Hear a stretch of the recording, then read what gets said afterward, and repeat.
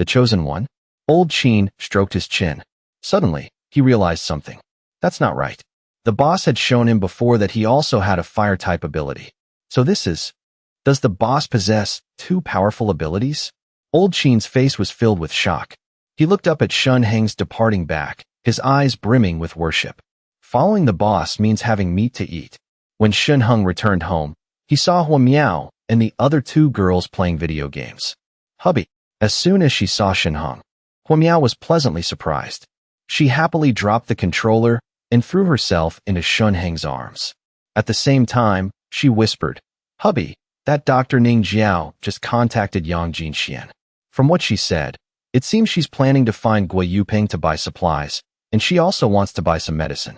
That's why she asked Yang Jinxian to borrow money. Yang Jinxian transferred a few $100,000 to her, but didn't reveal our family's situation." MHM. Shun Heng nodded slightly. He could tell that Hua Miao was taking the task he gave her very seriously. However, the fact that Yang Jinxian didn't reveal anything to Ning Jiao also made Shun Heng quite pleased. She was sensible enough. If she were a stupid woman like Fonglu, she would have definitely bragged to the outside world about her comfortable life by now. Yang Jinxian didn't do that, which showed that she listened to his instructions. As long as she was willing to obey him, Shun Heng didn't mind taking her in. After all, a beautiful woman. Who is obedient and sensible, what man wouldn't love her? Xian baby. He looked towards Yang Jinxian. Yang Jinxian had already stood up, looking at Shun Heng with a charming expression. After Shun Heng's advertisement at noon, she didn't dare to have any other thoughts. She also clearly understood that Shun Heng hated women with a holy mother complex. Therefore, even though Ning Jiao was praised as the most beautiful doctor of Jiangxing People's Hospital, she didn't dare to invite Ning Jiao here on her own. If her hubby didn't agree, she absolutely couldn't act on her own. Now, hearing Shun Heng call her Xian baby again, she immediately understood that her hubby was no longer mad at her. In the villa next to ours, I've let old Qin move in. It's that old Qin, the gatekeeper. Shun Heng said he was one of his people. Later, I'll introduce you guys to him. In the future, if anything happens and you can't reach me, you can call old Qin. Yang Jinxian nodded repeatedly and obediently replied, "I'll listen to everything you say, hubby." "Right? How much money do you have left?" Shun Heng asked. He had almost forgotten that his Xian baby was actually a wealthy woman. Even though Song Guangming was dead, with her status as the wife of the late head of the Song family, she definitely didn't lack money. Instead of lending money to Ning Jiao with her holy mother complex, she might as well give it to him. As far as he knew, Ning Jiao wasn't sick at all. Moreover, she was enthusiastically treating some residents in the community. This was borrowing money to buy medicine to save people. Although Shun Heng didn't like this kind of person, he still greatly admired Ning Jiao for maintaining such medical ethics. But then again, admiration is just admiration. He didn't want Xian baby to give all her money to Ning Jiao to save people. Whether others lived or died, what did it have to do with him? I still have 20 million. Yang Jinxian looked at the balance in her card and replied. Shun Heng didn't expect Yang Jinxian to have that much money. 20 million. After the vending machine reached level 11, buying the ability fruit and upgrading his basic attributes had completely drained his account. Even though his experience had reached level 11 with 2 or 3 million points to spare, it was still a long way from the 24.48 million experience points needed to upgrade to level 12. With this 20 million, it would be enough for him to reach level 12. Thinking of this, he felt a bit regretful. If he had known earlier, he would have asked Xian baby first. If he hadn't given this ability fruit to old Qin, he could have had 2. His mutant fire could have also been upgraded to level 3. By then, he could sneak into the Song family and kill Song Jinming. Once Song Jinming was dead, the Song family would crumble like dust and would no longer pose a threat. Give all your money to me, Shun Heng spoke. Okay. Yang Jinxian didn't hesitate at all and transferred the money to Shun Heng, even the odd change. A total of over 21.9 million. On the side, Yang Mushuan's eyes widened. Sis, you're not keeping a single cent? She saw that all the balance in Yang Jinshuan's account had now returned to 0. Was her sister crazy? And Shun Heng, this kept man, he was eating soft rice way too naturally. Give all your money to me. You're a grown man. Aren't you embarrassed to say something like that? Didn't you say you wanted to decorate the villa for me? This is. Yang Mushuan was dumbfounded, completely unable to understand her sister's baffling actions. He just said one sentence, and you gave him all your money? Are you completely love-struck? Besides, you're not his only woman. What exactly is going on here? It's nothing. My money is also your brother-in-law's money. Later, when he decorates the villa for you, it'll be the same. Yang Jinxian glanced at her sister and said with a soft smile. Yang Mushuan rolled her eyes. Hopeless. Her sister had definitely been brainwashed by Shen Hong. Or maybe she had been completely conquered by him. Remembering her sister's cries from last night, she blushed. Was it really that comfortable? She really hadn't expected her sister's high notes to be so clear. Shen Hong nodded. In the future, if Mushuan wants to renovate her house, just leave it to me. Yang Mushuan didn't say anything. How much could decorating a villa possibly cost? Her sister had already given him over 20 million.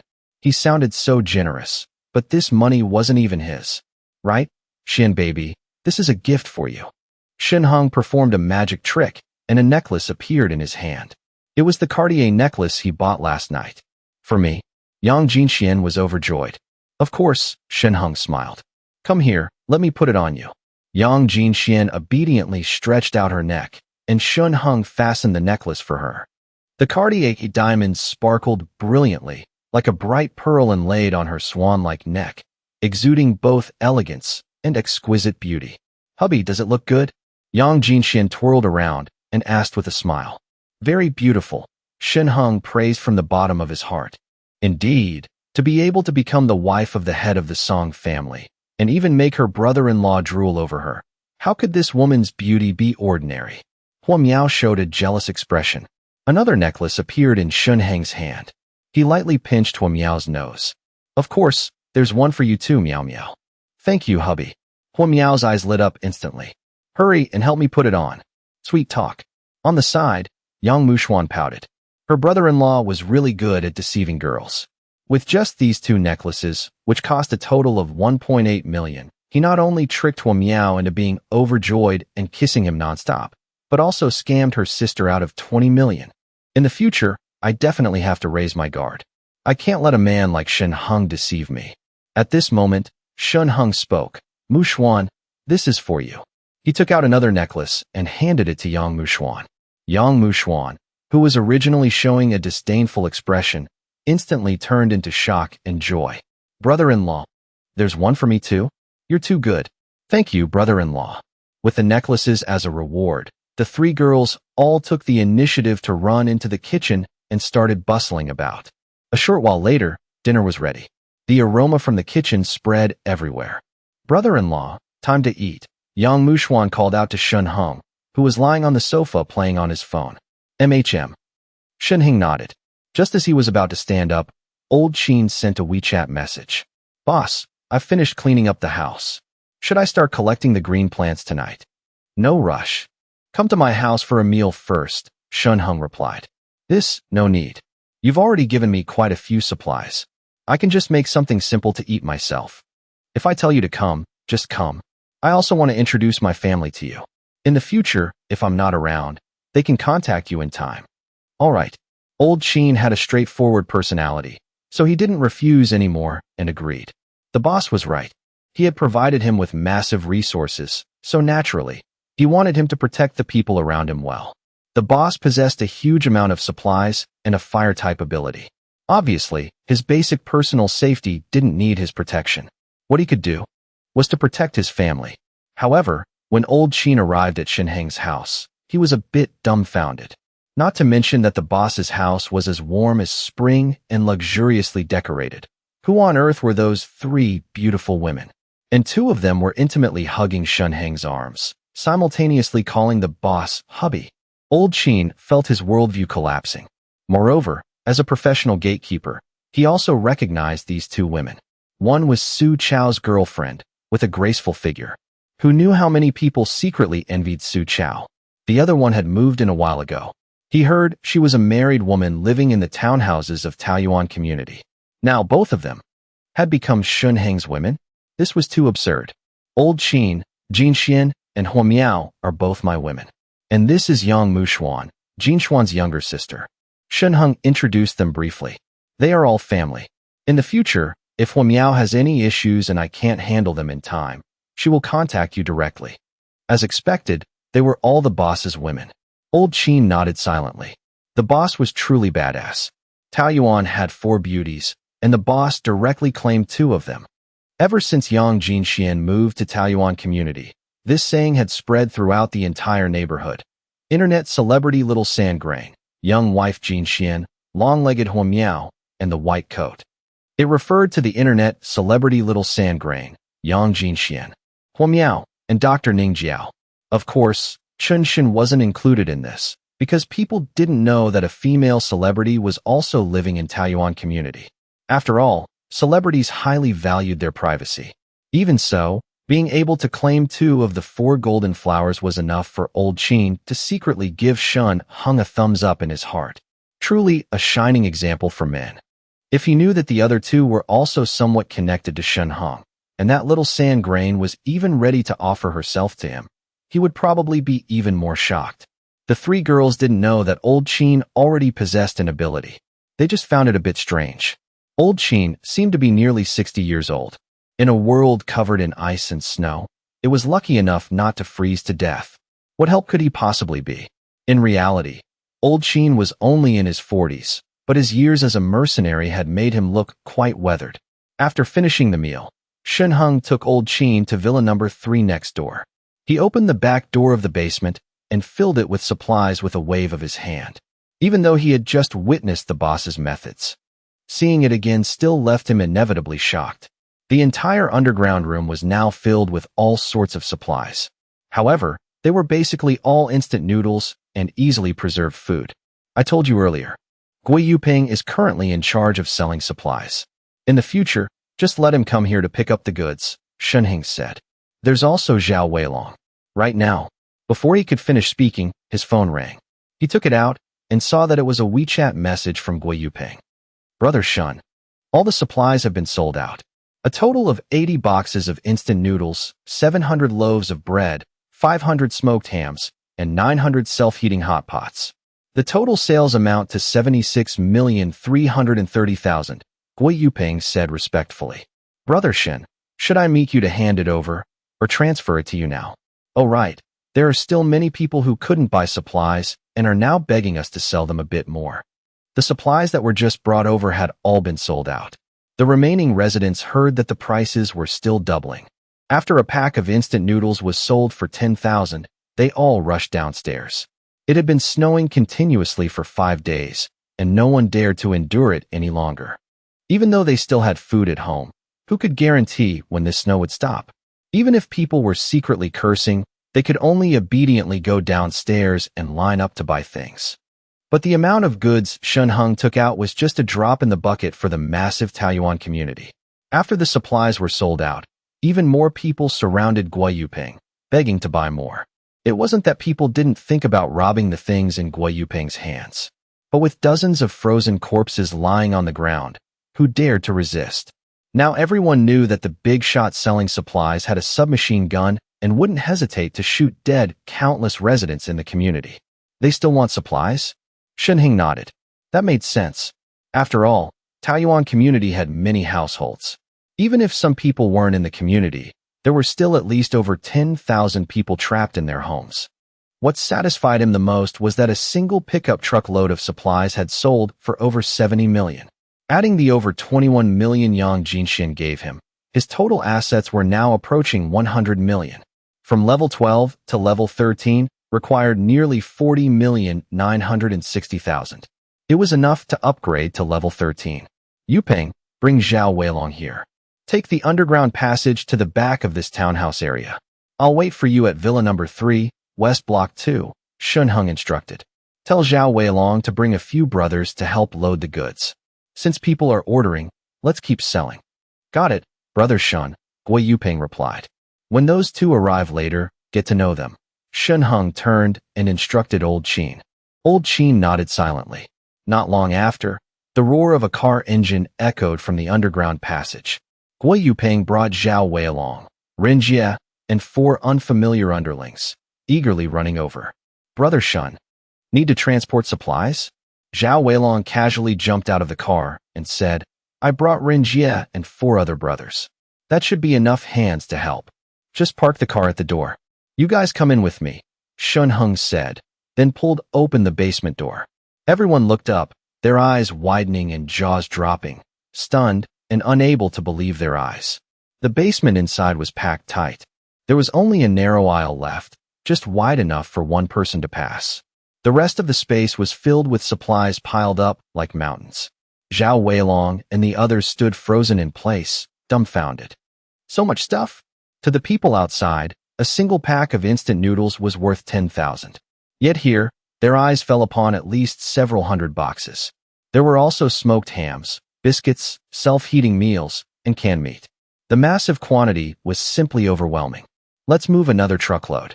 Yupeng, lead the brothers inside to organize the supplies. Shun Hung stepped aside and ordered. He had determined that Gui Yupeng was becoming increasingly important to him. Tonight, he planned to upgrade the vending machine even further. With nearly 100 million in hand, the vending machine could be upgraded by 2 levels. He could also raise his mutant fire to level 3.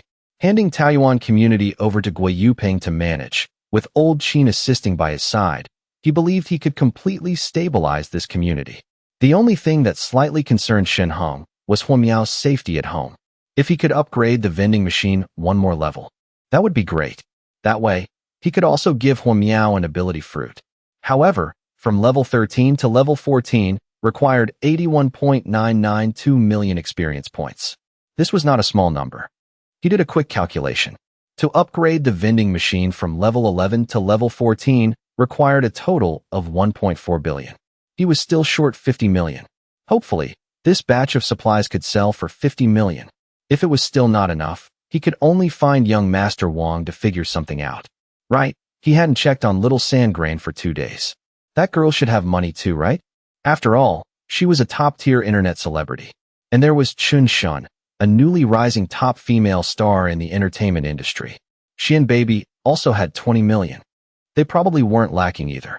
Thinking of this, Shun Hung felt relieved. Brother Shun, there's so much stuff. Taking advantage of the moment, Gui Yupeng led Rin Jie and the other 5 people into the basement. Xiao Weilong approached, smiling obsequiously as he offered Shun Hung a cigarette. MHM. Shun Hung pointed at Old Qin and said, get to know each other. This is Old Qin, Grandpa Qin. Xiao Weilong was stunned when he saw Old Qin. Wasn't this Grandpa Qin, the security guard at the gate? Why was he also following Brother Shin? Old Qin smiled at Xiao Weilong and nodded. Xiao Weilong was a well-known thug in the community. Old Qin naturally knew him. This guy usually liked to throw his weight around, but Old Qin never bothered to stoop to his level. Now, seeing that this guy was the boss's subordinate, he didn't think much of it. After all, the boss also started out in Taoyuan community. It was only natural that his subordinates were residents from there. He just didn't expect that with so many residents in Taoyuan community, the boss would take a liking to this thug. Old Qin, hello. After snapping out of his daze, Xiao Weilong recovered and smiled. Weilong, how's your shooting practice going? Seeing Xiao Weilong carrying the AK, Shun Hung asked. Brother Shun, Rin Jie said I have a talent for firearms. I can already operate it proficiently. It's just that I still need to practice my marksmanship a bit more. Xiao Weilong smiled awkwardly. I also wanted to ask you, do you have any more bullets? Practicing marksmanship inevitably consumes a lot of ammo. There's still some in the basement. Shun Hung pointed upwards. In the future, just take it all. Go back and practice more, understand? Yes, Brother Shun.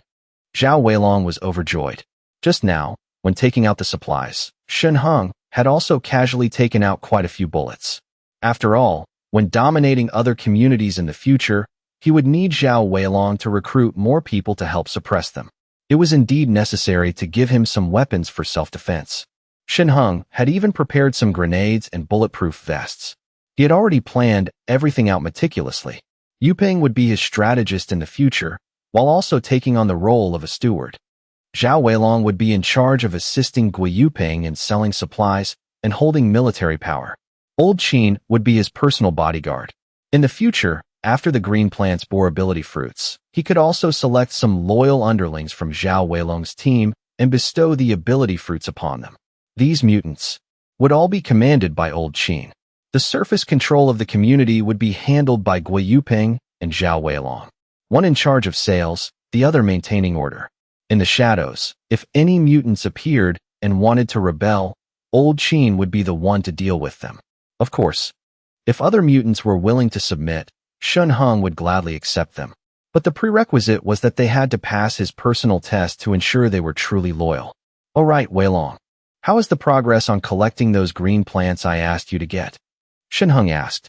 Brother Shun, right now, everything is being purchased steadily, Zhao Weilong hurriedly said.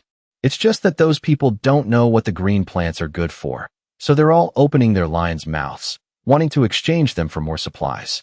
Right now, for a pot of green plants, many people want to exchange it for 4 or 5 packs of instant noodles, or even liquor, cigarettes, and things like that, Zhao Weilong said cautiously. Do I still need to teach you how to handle such a trivial matter? Shen Heng's voice turned cold. Giving them anything is already good enough, and they still dare to open their lions' mouths. Zhao Weilong wore an awkward smile on his face. You don't need to worry about this anymore. Old Qin will handle it. Later, gather your brothers. Old Qin will select some suitable people from your side and have them follow him to purchase the green plants. Yes. Zhao Weilong's smile stiffened slightly. Was this an attempt to divide his power? One must know, his current underlings, apart from the previous thugs, were all strong young men he had carefully selected. Old Qin had just arrived and already wanted to directly take a group of people from him? This didn't seem right at all. Brother Shun, how about letting Old Qin choose someone else? I'll recruit more people this afternoon. Right now, there are only about 20 people. If he takes them away, I'll have to start looking all over again, Zhao Weilong said stiffly. Shen Hung raised an eyebrow. Zhao Weilong, are you bargaining with me? Has this kid forgotten his place? Does he not even know who he is anymore? No, I wouldn't dare. Zhao Weilong hurriedly shook his head. As he spoke, he turned his head and glanced deep into the basement. The voices of several people came from inside. It sounded like they were moving things. So many supplies. Zhao Weilong narrowed his eyes. Why haven't these brothers made their move yet? A second later, someone was heard saying, It's quite spacious here. It'll be easier to move things from here. Gui Yuping also nodded in agreement. After all, the supplies were piled up, and the aisle was quite narrow, without even enough space to turn around. But right after that, a buzzcut youth who had just lifted a box of instant noodles nearby flashed a vicious look in his eyes. With a flick of his sleeve, a short blade appeared in his hand, and he suddenly thrust it straight at Gui Yuping. Gui Yuping completely didn't expect that these brothers Zhao Weilong brought would actually dare to attack him. He instinctively dodged. The blade didn't pierce his neck, but only slashed past, tearing open his thick coat. The cotton inside flew everywhere. Meanwhile, the other three. The moment the buzzcut youth made his move, they had also tacitly and quietly positioned themselves behind Ren Jie. They knew Ren Jie had been a soldier, so his combat skills must be much better. Therefore, as soon as the buzzcut youth attacked, these three exchanged a glance and simultaneously lunged to attack Ren Jie. No matter how agile Ren Jie was, in this narrow space, he couldn't utilize his skills at all. He was pinned down by 2 people. The remaining one, who had prepared in advance, pulled out a rope and tightly bound his hands behind his back. Brother Shun, Zhao Weilong is a traitor. Gui Yuping struggled to dodge, but because the space was too cramped, he had been stabbed twice. The cotton coat on his body was almost torn to shreds. His retreat path was blocked by the buzzcut youth. Seeing Ren Jie tied up and gagged, unable to speak, Gui Yuping gritted his teeth and shouted towards the door. Brother Shun, be careful. Go to hell. Hearing the commotion in the basement, Zhao Weilong immediately launched a powerful kick at Shen Hung. Shen Hung retreated a few steps. Dodging the kick, Old Qin narrowed his eyes. Just as he was about to make a move, Zhao Weilong quickly raised his gun, aiming it at Shen Hung and Old Qin. Brother Shun, don't make any sudden moves. Zhao Weilong sneered. I'm quite nervous right now. If my finger slips and pulls the trigger, you're a dead man. Zhao Weilong, what is the meaning of this? Shen Heng's expression remained unchanged, only slightly furrowing his brows. I haven't mistreated you. In these times, you're provided with plenty of food and drink. There's no need for you to do this, is there? No need. A fierce glint appeared on Xiao Weilong's face. Shun, I've become a one-eyed dragon now, all thanks to you. I just wanted to get Song Yunsha, but you blinded one of my eyes. Then you give me a little food and think you can buy me off? Keep dreaming. I spit on you. He looked crazed. From the moment I sought refuge with you, I made up my mind to get revenge. I'm only in my early 20s. And you crippled me. I even had to demean myself and call you Brother Shun. Brother Shun my ass. I originally thought I'd have to endure hardships and slowly dispel your suspicions. Who would have thought that you, this idiot, would actually hand me the opportunity on a silver platter? Xiao Weilong laughed maniacally, giving me a gun and even telling me to bring my underlings tonight to help transport supplies. When Guo Yuping contacted me, asking me to bring my guys to help move the goods, I knew my chance had come. Before, I didn't know where your warehouse was, but now I know exactly where it is. Xiao Weilong greedily glanced at the basement. With so many supplies, it's enough for me to live for years. You know, right now, there are so many women in the community who would willingly spend the night for just one pack of instant noodles. Tell me, in a few days, when Song Yunsha has nothing to eat or drink, what can she do? Won't she obediently kneel down and beg me for charity? You can't satisfy her, but I can. Wait. Shinheng scratched his head, a bit confused. Who is Song Yunsha? Xiao Weilong almost spat out a mouthful of blood. You bastard, you don't know who Song Yunsha is? It was because of Song Yunsha that you reduced me to this state. What kind of game are you playing with me? Xiao Weilong frowned, his finger tightening on the trigger. Song Yunsha is Little Sand Grain. What are you playing dumb for? Oh, so that's her name. Shinheng nodded. It seemed that day, Little Sand Grain had mentioned her name to him. But Shinheng, despite kissing her passionately, hadn't paid any attention at all. Before they could take it a step further, Wang Jia had sent a message, and Shinheng left right after. Over the past 2 days, Little Sand Grain had indeed taken the initiative to send him 2 WeChat messages, but he hadn't replied, and she hadn't sent any more messages either. After Shinheng had his fun with Wang Jia's 3 girlfriends, and now with Yang Jinxian, he was too busy to even catch his breath. How could he have time for Little Sand Grain? In his eyes, a top internet celebrity like Little Sand Grain definitely had a rather complicated private life. He would wait until he wanted a change of pace before seeking her out for a deeper interaction. Cut the crap, Xiao Weilong roared. Song Yunsha is mine, and all these supplies are mine too. Good heavens, God has truly granted me this golden opportunity. Haha, it's your own fault for being too trusting, for believing in me so easily. In your next life, remember not to trust others so easily. You ruined my eye, forced me to be your underling, and even wanted me to guard the hallway to protect Song Yunsha. Motherfucker, you really didn't take me seriously. Xiao Weilong looked incredibly ferocious. Someone like you truly doesn't deserve to be given any more chances. Shinheng shook his head slightly and said softly, It seems I need to be more careful in the future. Not everyone deserves a second chance. Truth be told, Xiao Weilong had no real talent. He was just a petty thug, unlike Guo Yuping, the man who, in his past life, had assisted the Song family in becoming the overlords of the north side of the city. Guo Yuping was a smart man who knew how to read the situation. Moreover, after following Shinheng, he could serve him wholeheartedly because he knew.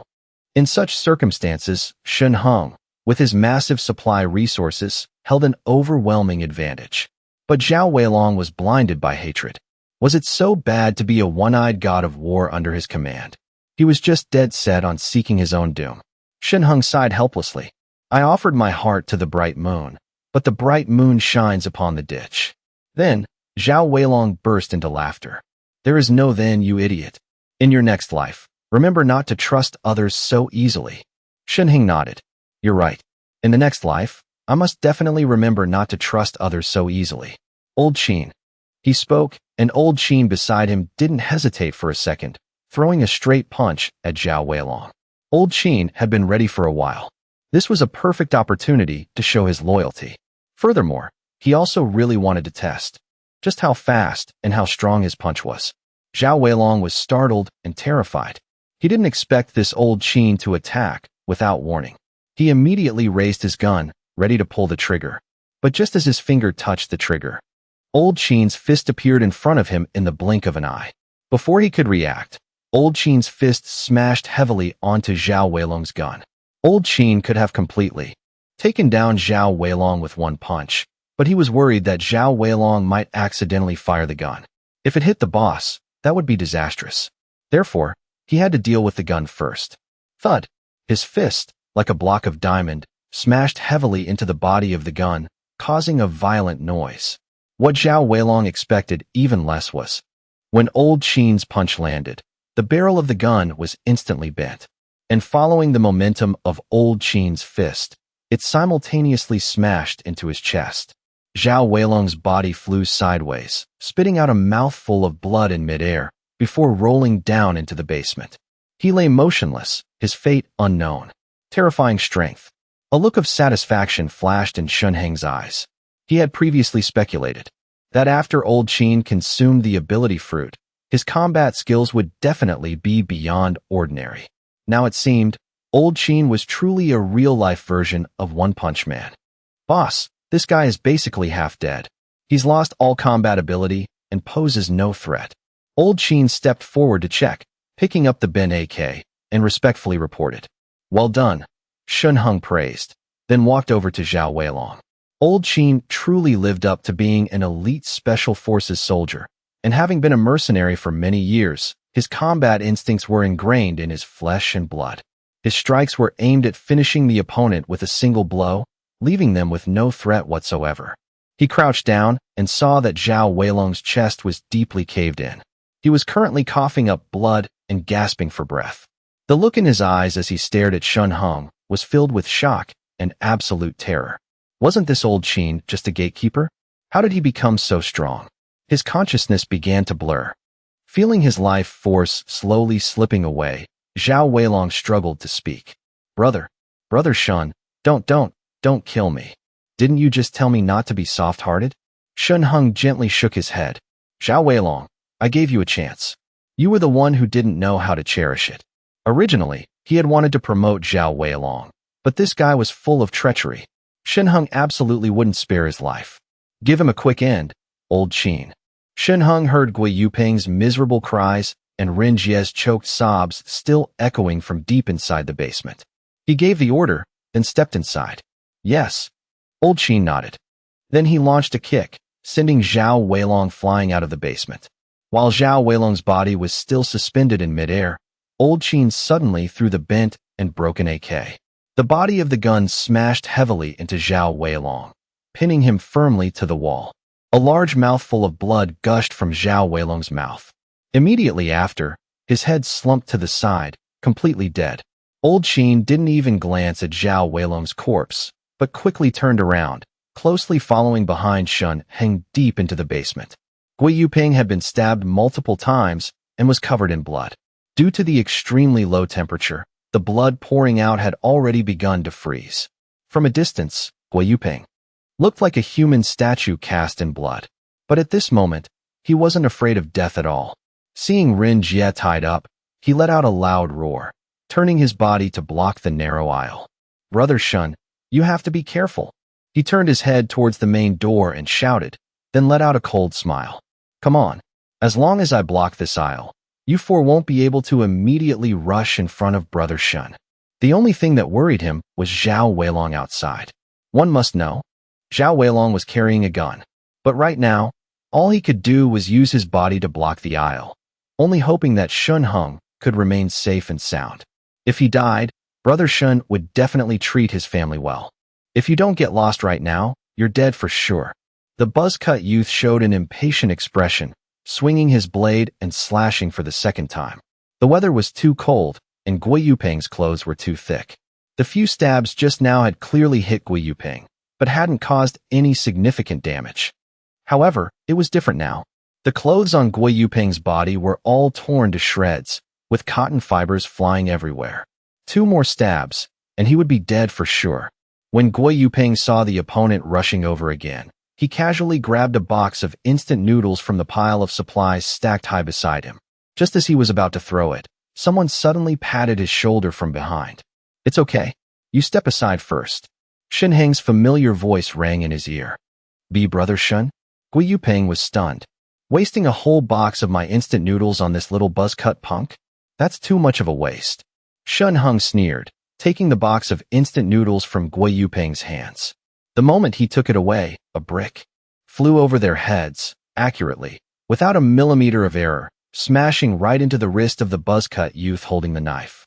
The buzzcut youth cried out in pain. The dagger in his hand clattered to the ground. Shun Hung led Gui Yupeng into a more spacious area. Old Qin's figure dashed out from behind, throwing a punch at the buzzcut youth. The buzzcut youth's face was directly smashed flat, and he collapsed to the ground without a word. The other three, who were originally pinning down the struggling Renjia, saw this scene and stood rooted to the spot as if they had seen a ghost.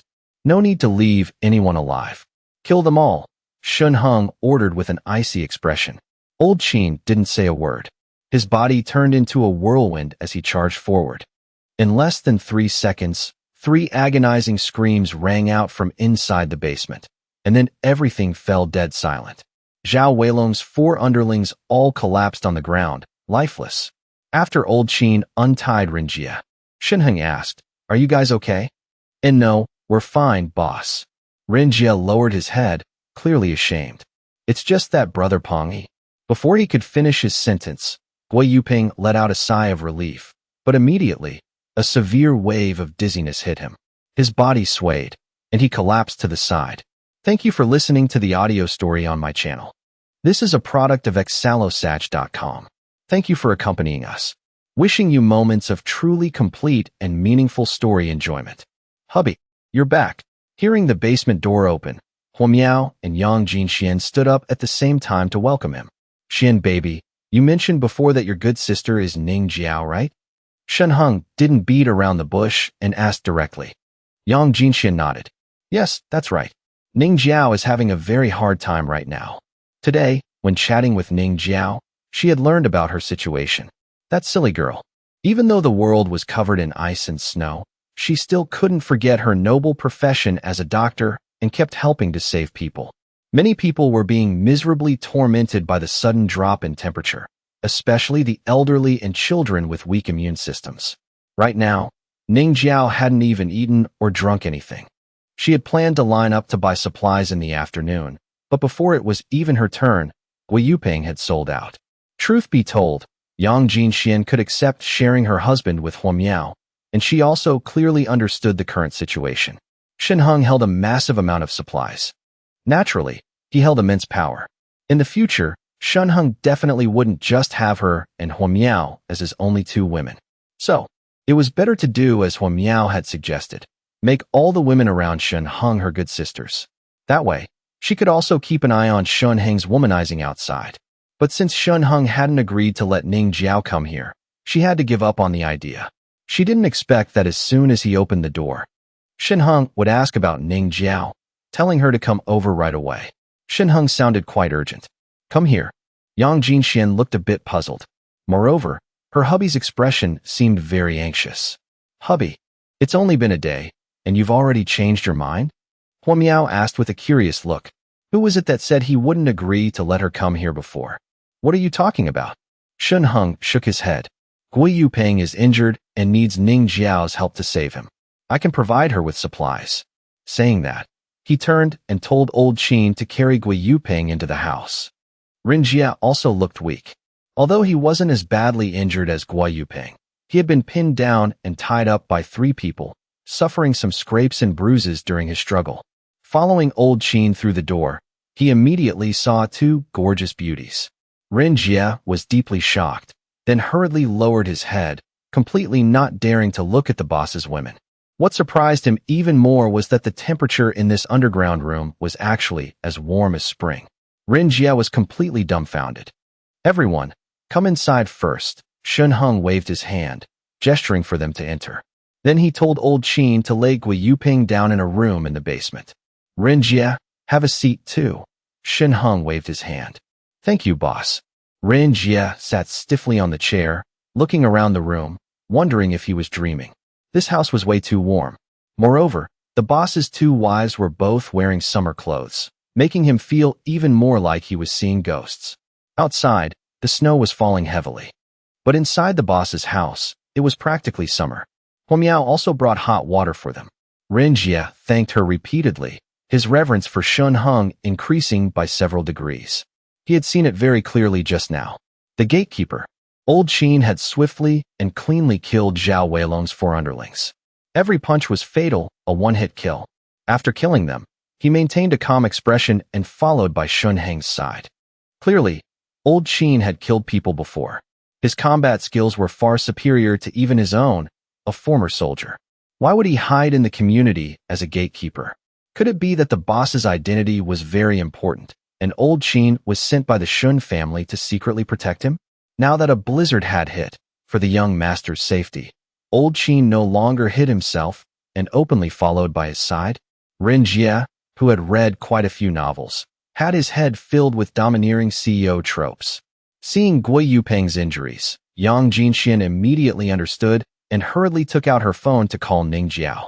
Hubby, what happened to Yupeng? Huo Miao leaned close to Shun Hung and asked softly. She knew that her hubby's supply-selling business these past few days had all been entrusted to Gui Yupeng. Bringing Gui Yupeng home now obviously meant he trusted him immensely. Zhao Weilong betrayed me and brought some people to harm me, Shun Hung said indifferently. However, all those guys are dead now. Hubby, are you hurt? Huo Miao instantly became frantic with worry. Shun Hung shook his head. I'm fine. Yupeng just wanted to hold them off so I could escape, which is why he got stabbed a few times. Huo Miao looked at the unconscious Gui Yupeng, her eyes filled with fear and gratitude. If it weren't for him, her hubby might have been injured. She didn't even dare to think about it. She had just become Shun Heng's woman, living a life free from worries about food and clothing, with 4 seasons like spring. It was countless times better than the landlord's. But if anything happened to Shun Hung, her utopian life would turn to ashes. On the other side, Yang Jinxian had already called Ning Jiao. Jiao, where are you? I'm outside saving people.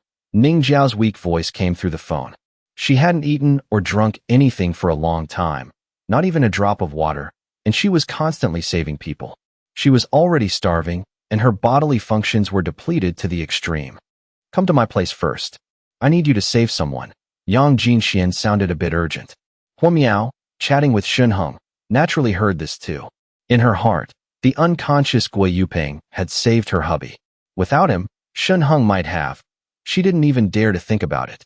On the other end, Ning Jiao was stunned. Who's injured? Is it Mushuan? No, it's a good brother of my hubby. Yang Jinxian shook her head. Haven't you gone a whole day without eating? Come over, I'll cook for you. My hubby said he can also provide you with supplies. Ning Jiao turned her head, glancing at the old man lying on the hospital bed. After hesitating for a moment, she asked, Does your hubby have fever-reducing medicine there? Before Yang Jinxian could speak, Shun Hung, hearing Ning Jiao's voice, said in a deep voice, I have all kinds of medicine. With the vending machine, what medicine couldn't he buy? I want a bottle of fever-reducing medicine and a bottle of anti-inflammatory medicine. As long as you give me these things, even if you don't give me supplies to eat, I'll go save him, Ning Jiao said hurriedly. Okay, take the underground passage to my house first. Seeing Shun Hung nod, Yang Jinxian quickly spoke. Ning Jiao put down her phone and breathed a sigh of relief. Although her medical skills were excellent, in this extreme weather, without any medical equipment or medicine, how could she save anyone? She was currently at a landlord's house. This afternoon, the young couple of this house had come begging with her friends. But the old man had a high fever, and she was completely helpless. She had suggested the young couple go find Harmony Brings Wealth to buy medicine, but they refused without hesitation. Are you kidding? A bottle of medicine. At most, it would only cost $100. But Shun Hung was selling them a bottle for 50,000. It was truly outrageously expensive. The key point was, they weren't even sure if one bottle of medicine could cure the old man's severe illness. If it didn't, wouldn't they have to spend more money later? Right now, a pack of instant noodles was selling for 10,000. 50,000 could buy 5 packs of instant noodles. If the two of them saved a bit, it would be enough to eat for 2 days. They couldn't just make their own lives difficult later just to save the old man, right? The two hesitated and refused. Ning Jiao had superb medical skills, but she was only a doctor, not a magician. Without medicine, how could she save him? Now, receiving a call from her good friend, hearing Jinxian say that as long as she went to save someone, her husband would give her supplies, even if it was just in exchange for medicine. He didn't agree. As long as she exchanged it for fever-reducing medicine, she could cure the old man on the bed.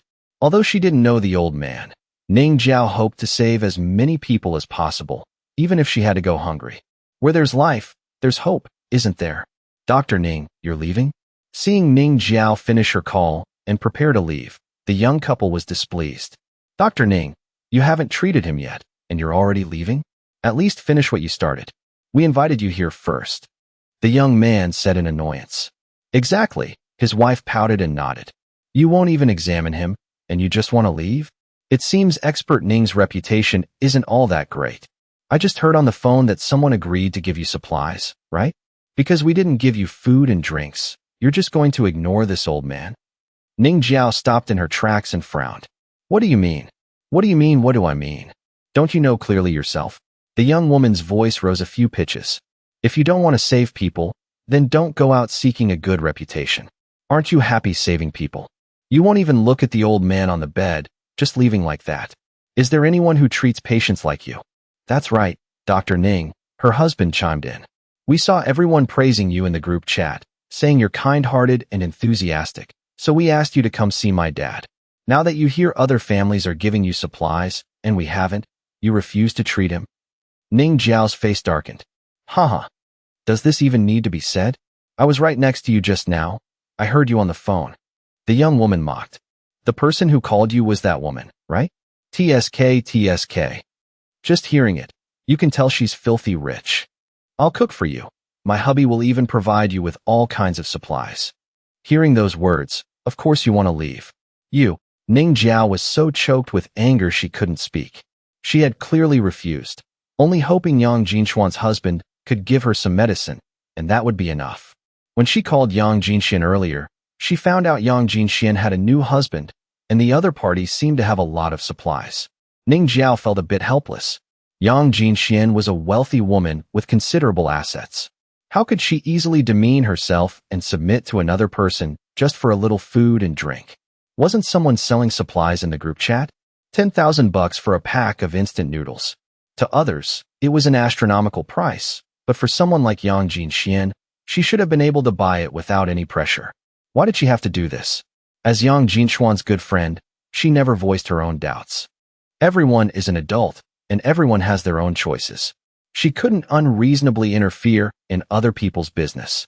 Moreover, to save people, she had borrowed hundreds of thousands from Yang Jinxian, and the other party transferred the money without a second word. Ning Jiao was very grateful. Now, to save people, she even refused food and drink, yet this couple was making sarcastic remarks about her. Please, the person I'm saving is your grandfather, and you won't even spend 50,000 bucks. Now I'm saving someone, getting medicine to come back and save your grandfather, and you're talking about me like this? I told you earlier, the old man has a fever and needs fever-reducing medicine, but your family doesn't have any. Ning Jiao's face sank. I told my friend I don't want food, just some fever-reducing medicine. Exactly, so I can have medicine to come back and save the old man. How can you say that about me? Then you're blaming us for judging a gentleman's belly with a petty man's heart. The man pouted. How many of these doctors are actually good people? Don't they all just want to line their own pockets? His wife said disdainfully. I don't believe she could exchange for supplies and refuse. What are you pretending for? If you don't want to save him, just say it straight. I don't want to explain to you anymore. Ning Jiao shook her head and turned to walk out. I've clearly explained the old man's condition to you. Handle it however you want. If you want to save him, go buy the medicine yourselves. Under the cold, disdainful gazes of the couple, Ning Jiao went downstairs. The sky was dark, and the temperature was freezing, but what was even colder was Ning Jiao's heart. She had kindly tried to save someone, and this was the result she got. What she didn't expect even more was that as soon as she went downstairs, her phone buzzed twice. She picked it up and saw that the couple from earlier had tagged her in the residence group chat. Xiao, I want to tell everyone something. Don't easily trust Ning Jiao. This person is a fraud. That's right. Just now, when she examined my grandfather, she didn't even look carefully and told us straight up that she didn't have medicine and we had to go to Harmony Brings Wealth to buy it. I think Ning Jiao and Harmony Brings Wealth are in cahoots. They're teaming up to profit from this disaster. $50,000 for a box of medicine. Who can afford that? The group chat was in an uproar. Ning Jiao stood frozen, taking a deep breath. Just as she was about to type a rebuttal, someone in the group spoke up, continuously defending her. Silent smile. Is that so? Upstairs, Dr. Ning treated my child this afternoon. I saw it with my own eyes.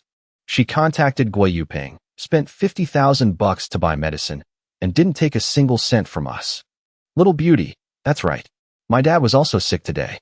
Dr. Ning didn't charge any consultation fee, and even gave out free medicine. In this harsh weather, medicine is very expensive. She couldn't possibly be that kind of person. Autumn water long sky. Dr. Ning is both beautiful and kind-hearted. She also examined my child. We wanted to give her a pack of instant noodles, but Dr. Ning refused. Ethereal mortal dust. I also offered, but Dr. Ning said she didn't want to accept anything. How could she be the kind of person you're talking about? Seeing everyone in the group speaking up for her, a smile bloomed on Ning Jiao's face, feeling all her exhaustion melt away. However, the young couple scoffed disdainfully, completely not believing their words. Xiao, I'm telling you, there are definitely Ning Jiao's accomplices among you, right? Whoever is speaking up for her now is her accomplice. It's true that some of you might have been helped by her for free, but have you thought about it? Why would she want to help for free like that? $50,000 for a bottle of medicine. She'd rather go hungry to buy medicine to save you guys? Who would believe that? Everyone in the group was stunned. No one continued typing. Xiao continued. Think about it from the opposite angle. Ning Jiao and Harmony brings wealth are accomplices. Does she even need to spend money to buy medicine? Isn't she just getting it for free? That's to make you guys praise her good reputation. It's still snowing outside, and the temperature is dropping lower and lower. Let alone the elderly and children. Even us young people will probably all get sick. If that happens, won't everyone immediately look for her for treatment? With so many people looking for her, how many $50,000 does she have to buy medicine for everyone? When that time comes, won't she just tell you all to go find Harmony Brings Wealth to buy it? The prices of Harmony Brings Wealth's goods these past few days have been changing every day. A few days ago, instant noodles were $1,000. Now, they've increased tenfold to $10,000. So these life-saving medicines, how much will they cost in a few days? 10 times more, that's $500,000. You guys might be able to scrape together 50,000, but how many can afford 500,000? Everyone fell silent. No one spoke up. No one continued saying anything in the group. At this moment, someone suddenly said, Ning Jiao, I didn't expect you to be this kind of person. I was almost deceived by you. Ning Jiao's heart was filled with sorrow. The person who tagged her was Autumn Waterlong Sky, the one who had just spoken up for her. She still remembered this woman in her 30s, who had thanked her profusely and even brought the only remaining pack of instant noodles in her house to give to her. Even though she was also very hungry at the time, looking at the weak child and the pale woman, Ning Jiao couldn't bring herself to accept it. Yet her good intentions had resulted in this. Autumn Waterlong Sky seemed to have opened the floodgates for a wave of criticism. In the next moment, everyone rushed to join in criticizing Ning Jiao. It seemed that anyone who criticized late would be labeled as Ning Jiao's accomplice. Ning Jiao's body trembled, her phone buzzing continuously. She took a deep breath of cold air, suppressing her sorrow, and typed, If everyone feels I am that kind of person, I have nothing to say. Especially those I helped treat this afternoon. I didn't take a single cent from you. Based on my duty to save people, I borrowed money from a friend to buy medicine for you. Xiao looked full of disdain. Yo, Dr. Ning, are you telling fairy tales? Borrowing money to buy medicine for everyone? Do you even know what you're saying? This is too much. Someone splashed some urine on her face to wake her up. That's right, Dr. Ning. Don't blame me for speaking harshly. This is fundamentally impossible. If you want to build a reputation, this isn't the way to do it. The person above is right. She wants to make money. Dr. Ning looks so seductive. How could she go hungry? Who knows? Maybe she's eating Harmony Brings Wealth's big sausage right now. Exactly. Stop pretending to be tired. Hurry home and serve Harmony Brings Wealth. You want to profit from every penny. Watch out, or you'll give birth to a son without an asshole. Amidst the clamor, vulgar and filthy words were spewed out. Ning Jiao clenched her hands tightly together, remained silent for a long time, and then quietly left the residents' group chat. For the first time, she realized that the things she did seemed to have no meaning at all. Shouldn't a doctor save people? Is it right to see death and not save them? Ning Jiao left the group chat, regained some composure, and then walked towards Yang Jinshuan's villa. She didn't know that when everyone saw her silently leave the group chat, they became even more convinced that Ning Jiao did so to prepare for extorting money with harmony brings wealth later. However, after having her true colors exposed by everyone, she felt she had no face to stay in the group, so she left. In the owner's group, the mob mentality was boiling over. Everyone was aggressive and imposing. However, at this moment, Shun Hung suddenly appeared. Harmony brings wealth. Everyone seems to have a lot of free time. Huh? Looks like you're all well-fed and warm. Someone said I want to extort money, right? Then I'll grant your wish.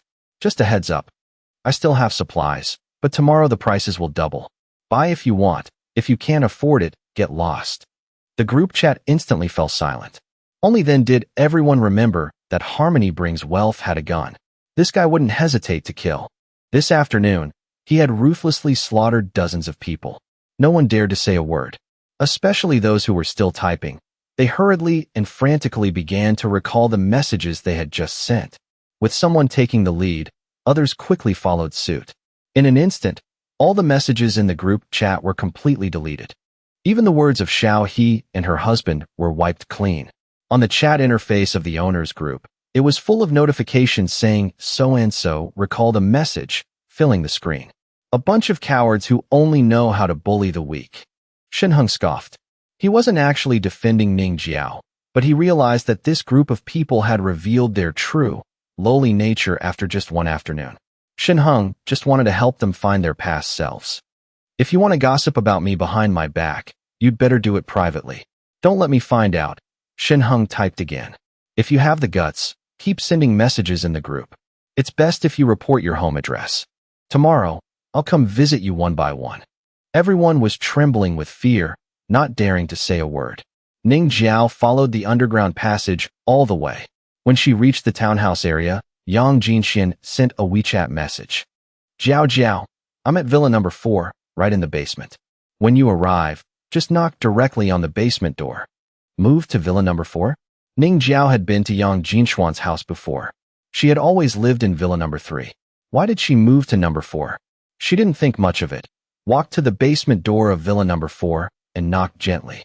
Very quickly, Yang Jinxian opened the door and welcomed her in. Jiao Jiao, you're finally here, Yang Jinxian said warmly. Come in quickly, it's cold outside. Take a look at my hubby's brother first. I'll go make some noodles for you to eat. Hey, no need. Ning Jiao was just about to politely decline when she realized that Yang Jinxian was actually wearing short sleeves. Short sleeves? Ning Jiao's eyes widened. Then she noticed that the basement was as warm as spring. Dr. Ning, please come this way. Huomiao also came to welcome her. Ning Jiao was stunned. She had naturally heard the rumors about the 4 golden flowers of Taoyuan community. She and Yang Jinxian were close. At that time, they even teased each other that both of them were already married young women, yet they were still included in the list. As for the other two, Huomiao and Little Sandgrain, she had also noticed them and seen the everyday photos others posted. They were indeed exceptionally beautiful. But before today, she had never heard Yang Jinxian say she knew Huomiao. Well, now wasn't the time to ask questions. She regained her composure and hurriedly followed behind Huomiao. Dr. Ning, my hubby's brother is badly injured. No matter what, please cure him. My hubby said you can choose whatever supplies you want. Even if you want a bottle of fever-reducing medicine or anti-inflammatory medicine, we'll give it to you for free, Huomiao said as they walked. Ning Jiao smiled. No need, thank you. She was already fed up with the attitude of the owners in the community and had even left the group chat. Did she still want to subject herself to their cold shoulders? However, wasn't Huomiao still unmarried? She heard she lived with her boyfriend. Yang Jinxian just got a husband. Could it be that her husband and Huomiao's husband were friends? This would also reasonably explain why Huomiao appeared in Villa number 4. As soon as she entered the room, Ning Jiao saw Gui Yuping covered in blood. In the warm room, Gui Yuping's frostbitten wounds were slightly cracked and oozing blood. Dr. Ning, please. Seeing Ning Jiao, Shun Hung nodded slightly, and stood up to make room next to Gui Yuping. No matter what, please cure him. Ning Jiao was truly very beautiful. Even without washing her face for 5 days, it was hard to conceal her charm. The danger Gui Yuping faced today also woke Shenheng up. He needed to put finding a doctor on his priority list. If Ning Jiao wasn't someone with a holy mother complex, Shenheng would naturally prioritize choosing her. A medical expert with beautiful looks, Huo Miao and Yang Jinxian were already prepared to accept this sister. It was just a pity. Ning Jiao stepped forward, her eyes fixed intently on the wounds on Gui Yuping's body, and said calmly, "He has quite a few knife wounds. You guys help take off his clothes first so I can examine the wounds." Old Qin stepped forward and took off Gui Yuping's coat. Huo Miao took the initiative to leave the room and went to the kitchen to help. When Gui Yuping was bare-chested, Shenheng narrowed his eyes slightly. Gui Yuping's entire body was covered in wounds. How much suffering had he endured earlier? Despite being stabbed multiple times, he still desperately called out to the door for him to leave. He was truly worthy of his trust. If Gui Yuping had any intention of betraying him, in that situation just now, he would have definitely teamed up with Xiao Weilong. With memories from his past life, Shenheng knew very well that Gui Yuping was a smart man. If he were stupid, how could he have become Song Zhiming's strategist? And Xiao Weilong brought 4 brothers, holding AK-47s, with ruthless methods and firearm support. No matter how you calculated it, Xiao Weilong was sure to win. But he didn't surrender, and even wanted to use his life to buy time for him to escape. In that situation just now, Shenheng also probed the thoughts of Gui Yuping and Ren Jie. Neither of them colluded with Xiao Weilong. This made him extremely pleased. Besides himself, the next ability fruit should also be given to Gui Yuping. Ren Jie would temporarily be ranked second. The knife wounds are quite severe, and the wounds need to be treated, but I don't have any tools. After examining him, Ning Jiao looked at Shenheng with difficulty. "Just tell me what you need. I have everything," Shenheng said directly. What couldn't be bought in the vending machine? He could even buy things that didn't exist on Earth. "I need a scalpel, physiological saline, hydrogen peroxide, and tetanus vaccine. Oh, and bandages." Ning Jiao extremely calmly listed the necessary medical tools. "Wait here."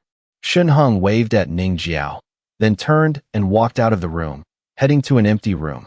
Shenheng closed the door, his mind sinking into the consciousness space. Standing in front of the vending machine, Shenheng quickly entered the list of items Ning Jiao had just mentioned. "Scalpel. Scalpel," he muttered. After entering these words, he pressed search. A second later, various types of scalpels appeared on the vending machine screen. At the very top, it was surprisingly marked with the words Systems Strict Selection, and it also indicated that it could only be purchased at vending machine level 9. Impressive, the requirements were even higher than for guns. Shenheng was extremely surprised, especially the price of this scalpel set, which made one click their tongue. 2 million. With this price, he could buy 2 ability fruits. Of course, they couldn't be compared like that. After all, a level 1 ability fruit could only be bought once. To continue buying, a massive upgrade cost was required before he could buy again. But this scalpel set could be bought in unlimited quantities. Currently, Shenheng had money, with an account balance of nearly 100 million. Especially since it was to treat Gui Yuping, someone he approved of, he didn't hesitate at all and directly clicked to buy this high-frequency ultrasonic scalpel set. The system introduction stated that this scalpel was mainly used for cutting and hemostasis, making it extremely suitable for treating Gui Yuping. After that, he started searching for the other items. After spending nearly 10 million, Shenheng had bought all the necessary tools. The vending machine's experience points were also more than halfway full. He was only short about 6 million to upgrade to level 12. Anyway, if any other brothers got injured in the future, these items could also be used. Shenheng bought all the highest-end items. For example, the anti-inflammatory drugs. Shenheng also bought the ones strictly selected by the system. A small bottle cost 1 million. A single anti-inflammatory pill was more precious than a piece of gold. The bandages were also high-strength bandages recommended by the system, capable of perfectly wrapping wounds. Shenheng carried a large bag of items and returned to the room. Initially, Ning Jiao thought Shenheng couldn't possibly prepare all the tools, but unexpectedly, he returned in just a few minutes. carrying a large bag. Dr. Ning, take a look and see if anything is missing. Placing the bag next to Ning Jiao, Shun Hung asked politely. This, an ultrasonic scalpel? Ning Jiao picked up the scalpel, a bit unable to believe her eyes. This was an expensive item. Besides hospitals, who would buy this for their home? Moreover, the scalpel in her hand was completely different from the type she used. It felt better, and in all aspects, it seemed much more expensive. One must know, the ultrasonic scalpel at their hospital was already the latest model. Which medical equipment conglomerate manufactured this? Medtronic? Johnson & Johnson? Stryker? She curiously examined it, but besides a few buttons, she couldn't find any logo or brand at all. Dr. Ning, do you know how to use it? Shin Hung inquired. He had forgotten that he bought items strictly selected by the system. That meant these strictly selected items were definitely more advanced than Earth's technological products. He wondered if Ning Jiao knew how to use it. Although I've never used this brand, as long as it's an ultrasonic scalpel, I can handle it. Ning Jiao regained her composure, simply tested it, and her eyes instantly lit up. As a medical expert, she naturally knew very well that this scalpel, in every aspect, perfectly matched her desires. Compared to the ultrasonic scalpel she had used before, it was several times superior. It truly wasn't a product of the same era, she thought to herself. Since that's the case, then please hurry up and start, Shun Hung urged. Ning Jiao snapped back to reality and looked at Guo Yuping. Her eyes were completely calm. After she cleaned Guo Yuping's wounds, she picked up the scalpel, looking serious, meticulously treating Guo Yuping and suturing the wounds proficiently. Shun Hung breathed a sigh of relief. She was indeed an expert specially invited by Jiangxing Hospital. Despite Ning Jiao's young age, her technique was truly excellent. Is he okay? Shun Hung was a bit concerned and asked. Nothing major. Ning Jiao was just about to reply that she still needed some medication to coordinate, when she suddenly froze. She saw that the medication used on Guo Yuping was actually being absorbed by him extremely quickly. Is it really this miraculous? Ning Jiao's eyes widened, filled with shock. She had never seen the medications Shun Hung brought out, but the font marked on the medicine boxes, when she recognized it, was truly a bit strange. Initially, Ning Jiao was still surprised in her heart. Why had she, a medical expert, never seen any of the items Shun Hung brought out? Looking at it now, these items were truly extraordinary. The wounds on Guo Yuping's body could be sutured extremely easily, and it wouldn't be an exaggeration to say they left almost no trace. Ning Jiao judged that after these wounds healed, they would leave almost no trace. For one or two spots, she could attribute it to her superb surgical skills, but for wounds all over the body, even an old expert couldn't suture them this well. This was definitely the credit of that ultrasonic scalpel. Moreover, there were these medications. According to the instructions on the medicine box, just applying it for less than 5 minutes, the medicine could be quickly absorbed by the wound. By the time she sutured it, these wounds had visibly shrunk a lot. This was too absurd. Ning Jiao was currently a bit stunned. If she possessed these medications, combined with her own medical skills, it wouldn't be an exaggeration to say she was a contemporary miracle doctor. Mr. Shun, where did you buy these medications? Ning Jiao turned her head, looking seriously at Shun Hung. Once these medications of yours can be widely popularized, humanity will. Stop. Shun Hung waved his hand impatiently. I have no interest in saving humanity. I only care about when my brother will wake up. He should be waking up soon. His vital signs are very stable. Please rest assured, Ning Jiao replied awkwardly. She realized that Shun Hung didn't seem interested in talking to her. After all, in Shun Heng's heart, Ning Jiao was someone with a holy mother complex. If it weren't for her saving someone, Shun Hung wouldn't even allow her to step into his house. The atmosphere in the room became silent. Ning Jiao quietly glanced at the people around her a few times. Besides Shun Hung, who didn't want to talk to her and was also Huo Miao's husband, there was the unconscious Guo Yuping on the bed, the silent Grandpa Qin, and Rin Jia, who remained silent without saying a word. Why is Grandpa Qin here? She was a bit curious. However, Yang Jinxian just said the person on the bed was her husband's good friend. So, is that slightly short young man Yang Jinxuan's husband? She felt a bit disdainful. In the whole room, it seemed only Shun Hung was somewhat handsome. However, He was already Huo Miao's husband, and his attitude seemed cold and distant. Jin Xian was also one of the 4 great golden flowers. How could her taste in choosing a husband be so much worse than Huo Miao's? Wouldn't this give Huo Miao a chance to mock her? Right at this moment, Yang Jinchuan's voice came from outside. Time to eat. The aroma of food wafted in through the crack in the door. Let's go. Let's eat first. Shenheng called Rin Jie and Ning Jiao. Needless to say for Rin Jie, he had been busy helping sell supplies all afternoon. As for Ning Jiao, seeing the situation in the group chat, she borrowed money from Yang Jinxian, probably to buy medicine for the people in the community. Truly a foolish woman. Shenheng gently shook his head. I don't need to go. Ning Jiao was a bit anxious, repeatedly waving her hands. However, when Shenheng pushed the door open, the aroma outside became even stronger. Ning Jiao's stomach instantly let out a loud rumble. Her face flushed red, and she hurriedly lowered her head. Dr. Ning, you're Jinchuan's friend, and also Yupeng's doctor. It's just a simple meal, no need to be polite. Ning Jiao smiled awkwardly and nodded slightly.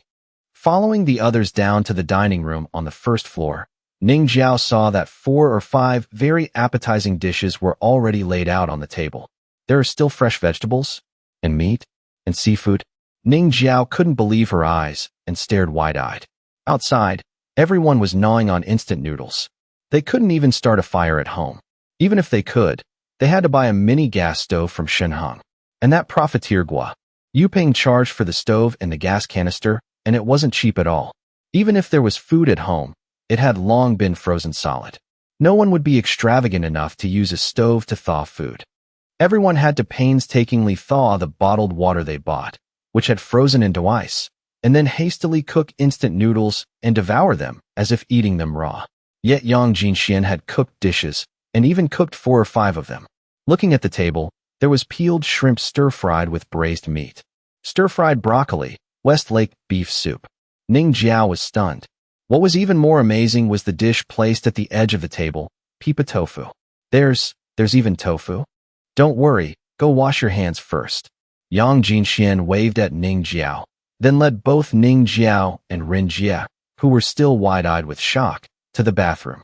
The hot water flowing from the faucet made both of them feel surreal. Rin Jie already knew that Shenheng was the big boss Harmony, brings wealth, who possessed a massive amount of supplies. But he never thought that his boss would have such a luxurious life in the apocalypse. He even had hot water. He smiled and proactively stepped back, letting Ning Jiao wash her hands first.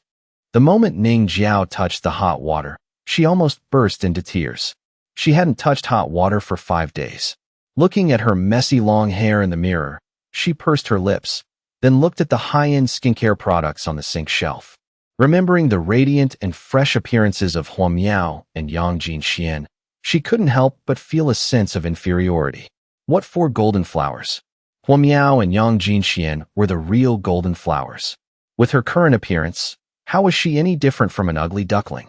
From the mirror, she saw Rin Jie waiting behind her to wash his hands, also looking timid and cautious. She couldn't help but feel a bit curious. Originally, she thought Rin Jie was Yang Jinchuan's husband, but looking at his demeanor now, that wasn't the case at all. Wait a minute. She suddenly remembered. Earlier, Shenheng called Yang Jinxian Xian baby. Xian baby? She had never even called her that. This was too intimate, wasn't it? Could it be? Her heart suddenly skipped a beat, then she shook her head repeatedly. No way, absolutely impossible. She knew better than anyone how proud a woman Yang Jinxian was. This was the young madam of the Song family. How could she share a husband with someone else? However, when she came out of the bathroom and saw Shenheng hugging Yang Jinxian and Huo Miao sitting on the sofa, her whole body stiffened. Is it really like that? Her eyes almost popped out of her head. Jiao Jiao, you eat first. Don't starve yourself. Yang Jinxian smiled at Ning Jiao. Okay. After sitting down, Ning Jiao couldn't resist picking up her chopsticks and grabbing a piece of pipa tofu.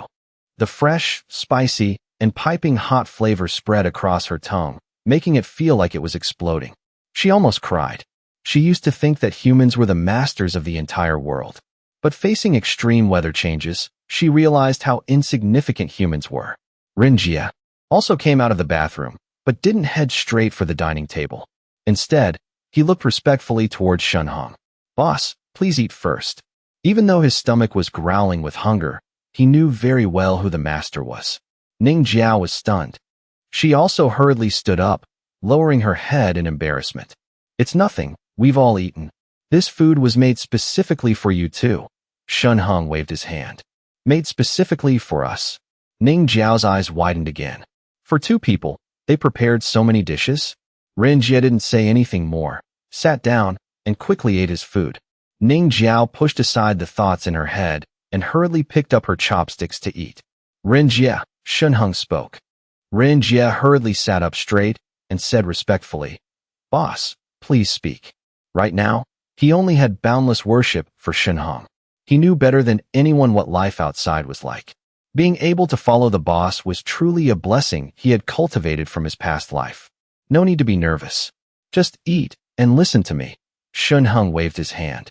Tonight, since Yu Peng is injured, there's no need to go sell supplies. Wait until Yu Peng is fully recovered before continuing. Tomorrow, gather the remaining underlings of Xiao Weilong. Get rid of those who aren't loyal. Those who are willing to follow must also be carefully vetted. I don't want a repeat of what happened tonight. Yes, sir. Ren Jian nodded repeatedly. Then, he fearfully glanced at old Qin. He had never realized before that old Qin was so powerful. His movements were clean and decisive, every strike hitting its mark. Ren Jie felt that old Qin was much stronger than even his military instructors. Right, take this. Shen Heng tossed a key over. Tomorrow, take some people, open the door to Xiao Weilong's house, and move all the green plants in his house to Villa number 5. Old Qin, you're living alone right now, so just put the green plants at your place. Yes. Old Qin nodded solemnly. I will definitely protect them well. After consuming the ability fruit, he knew clearly how much power his body now held. And the boss had said those green plants could bear ability fruits in the future. This was a heavy trust. Old Qin, after the green plants are moved, follow me out for a trip, Shunhong instructed Old Qin in a low voice. He decided that tomorrow he would take Old Qin out of Taoyuan community and visit the nearby Kongning community. The apocalypse had been going on for 5 days, and Taoyuan community no longer posed a threat. He would first control the surrounding communities, then use Taoyuan community as the center, slowly expanding to neighboring areas, all the way to the Song family. Before the green plants bore ability fruits, Shunhong would pay a visit. For now, he would just let the Song family help him guard the granary. Song Jinming didn't have spatial awareness and couldn't store things. Even in his past life, Song Jinming only moved the Song family's base to the granary and sent people to guard it. Ning Jiao ate her food while listening to their conversation. When she heard Shunhong instructing Ren Jie to temporarily stop selling supplies tonight, she suddenly reacted. The patient just now was called Guo Yuping. Wasn't he the one selling supplies in the community? She also followed the news in the owners group and naturally knew that the person initially selling supplies was Harmony Brings Wealth. Later, Harmony Brings Wealth announced that Guo Yuping would replace him to continue selling. Could it be? She secretly glanced at Shunhong. This handsome young man, tightly hugged by 2 golden flowers, was the legendary Harmony Brings Wealth? No wonder. Jin Xin chose him, and even lived together with Huo Miao. No wonder they said they would give her supplies to thank her. All her initial doubts vanished at this moment. Shunhong didn't care if Ning Jiao knew his identity. If he wanted to build a faction, he couldn't hide his identity forever. Moreover, hearing Xian Baby say that Ning Jiao wasn't a gossip, she would actually be a suitable candidate for a family doctor in the future. There were already several girls in Taoyuan community. In the future, with a massive faction, women would be indispensable. Shenhing even considered gradually implementing a process of elimination. He couldn't just accept every beautiful girl in every community without refusing, right? Thinking of this, he suddenly looked up at Ning Jiao and said, "You've probably guessed my identity, right? That's right. I am Harmony Brings Wealth." Ning Jiao pursed her lips, wanting to explain but not knowing what to say. She felt nervous. "Boss, I didn't mean to eavesdrop. It's just that you didn't avoid me earlier. You're not going to silence me, are you?" "Don't be nervous." Shunhong smiled and said, "I just wanted to ask if you'd be willing to serve as our family doctor. As for the remuneration, whatever conditions you want, just say it." Family doctor? Ning Jiao was stunned, hesitating as she said, "If I become a family doctor, does that mean I'll have to serve you forever?" "Of course," Shenheng nodded. "Do you still want to go save those useless trash in this community? Even if you save them, they might not necessarily be grateful to you. I don't want to go through the trouble of recruiting a family doctor, only to have something unexpected happen because of your enthusiasm for saving others. If that's the case, I'd have to spend effort finding another suitable candidate. Too troublesome." Yang Jinxian winked at Ning Jiao, signaling her to agree. Seeing the famous great beauty who was once on par with her turn out like this, as a good friend, she also felt very uncomfortable in her heart. Moreover, currently, her hubby didn't want Ning Jiao to serve him, but facing such a great beauty every day, she didn't believe her hubby could hold back. As long as her hubby successfully conquered Ning Jiao, their sisterhood would become 3 people, working together to drain their hubby, so he wouldn't go out womanizing and bring back younger sisters they didn't know. More importantly, with 3 people serving him, their hubby wouldn't have eyes for his younger sisters anymore. "Mr. Shun, thank you for your kindness." Ning Jiao hesitated for a moment. Images of the elderly and children lying on hospital beds flashed through her mind. A hint of reluctance flashed in her eyes, and she finally sighed. "Your proposal is very tempting, but I can't do that. Although many owners are questioning me, even suspecting that I'm in cahoots with you just to arbitrarily raise the price of medicine, I still hope I can do my part to save more people. Of course, there are good and bad people. I'm just doing what I can, hoping to save as many lives as possible," Ning Jiao said thoughtfully. "I saw the news on the internet. Massive human casualties have occurred in all cities globally. As the government announced, we are currently in an ice age. How long this life will last, no one can say for sure. I just hope that in the future, our humanity won't be completely buried in the flow of history like the dinosaurs." Shen Heng was stunned. What will the future be like? In his past life, he only lived for 3 months in the apocalypse, so he had no idea what life would be like after that.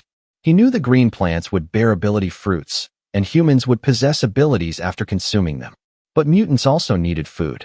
Even mutants with not so strong abilities would starve to death in this world covered in ice and snow. He also knew that the Song family became the overlords of the north side of the city. The Mo family controlled the west side, and currently, the Donglin group in the east side had also begun to stabilize. Very soon, the Donglin group would rely on its food business to dominate a region. He knew that Huo Miao and Yang Jinxian would die in his past life, but in this life, after following him, they would have no worries about food and clothing. He also knew that old Qin, after consuming the ability fruit, would possess a powerful ability, taking that female college student named Fu Xiaozhu with him, living a shameless life every day.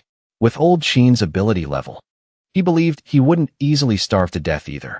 But what about his own fate in this life after his rebirth? He knew the fate of many people, but he didn't know his own. Even after 3 months, could there be special situations that lead to the large-scale extinction of humanity? What exactly happened at the seaside? Even though he had lived for 3 months in the apocalypse, he wasn't clear about this. And Ning Jiao had made his thoughts wander. After 3 months, the human population had sharply decreased. What about 3 years later? 5 years later? 10 years later? Or even longer? Could it really be, as Ning Jiao said, that humanity would be completely wiped out? "Ren Jie," Shun Heng suddenly spoke. "Yes," Ren Jie hurriedly said. "Tomorrow, don't sell the supplies so expensively. Just sell the instant noodles for $100 a pack," Shun Heng said softly. "Try your best to maximize sales." "Yes." Ren Jie was stunned. Although he didn't know what the boss was thinking, he still nodded slightly.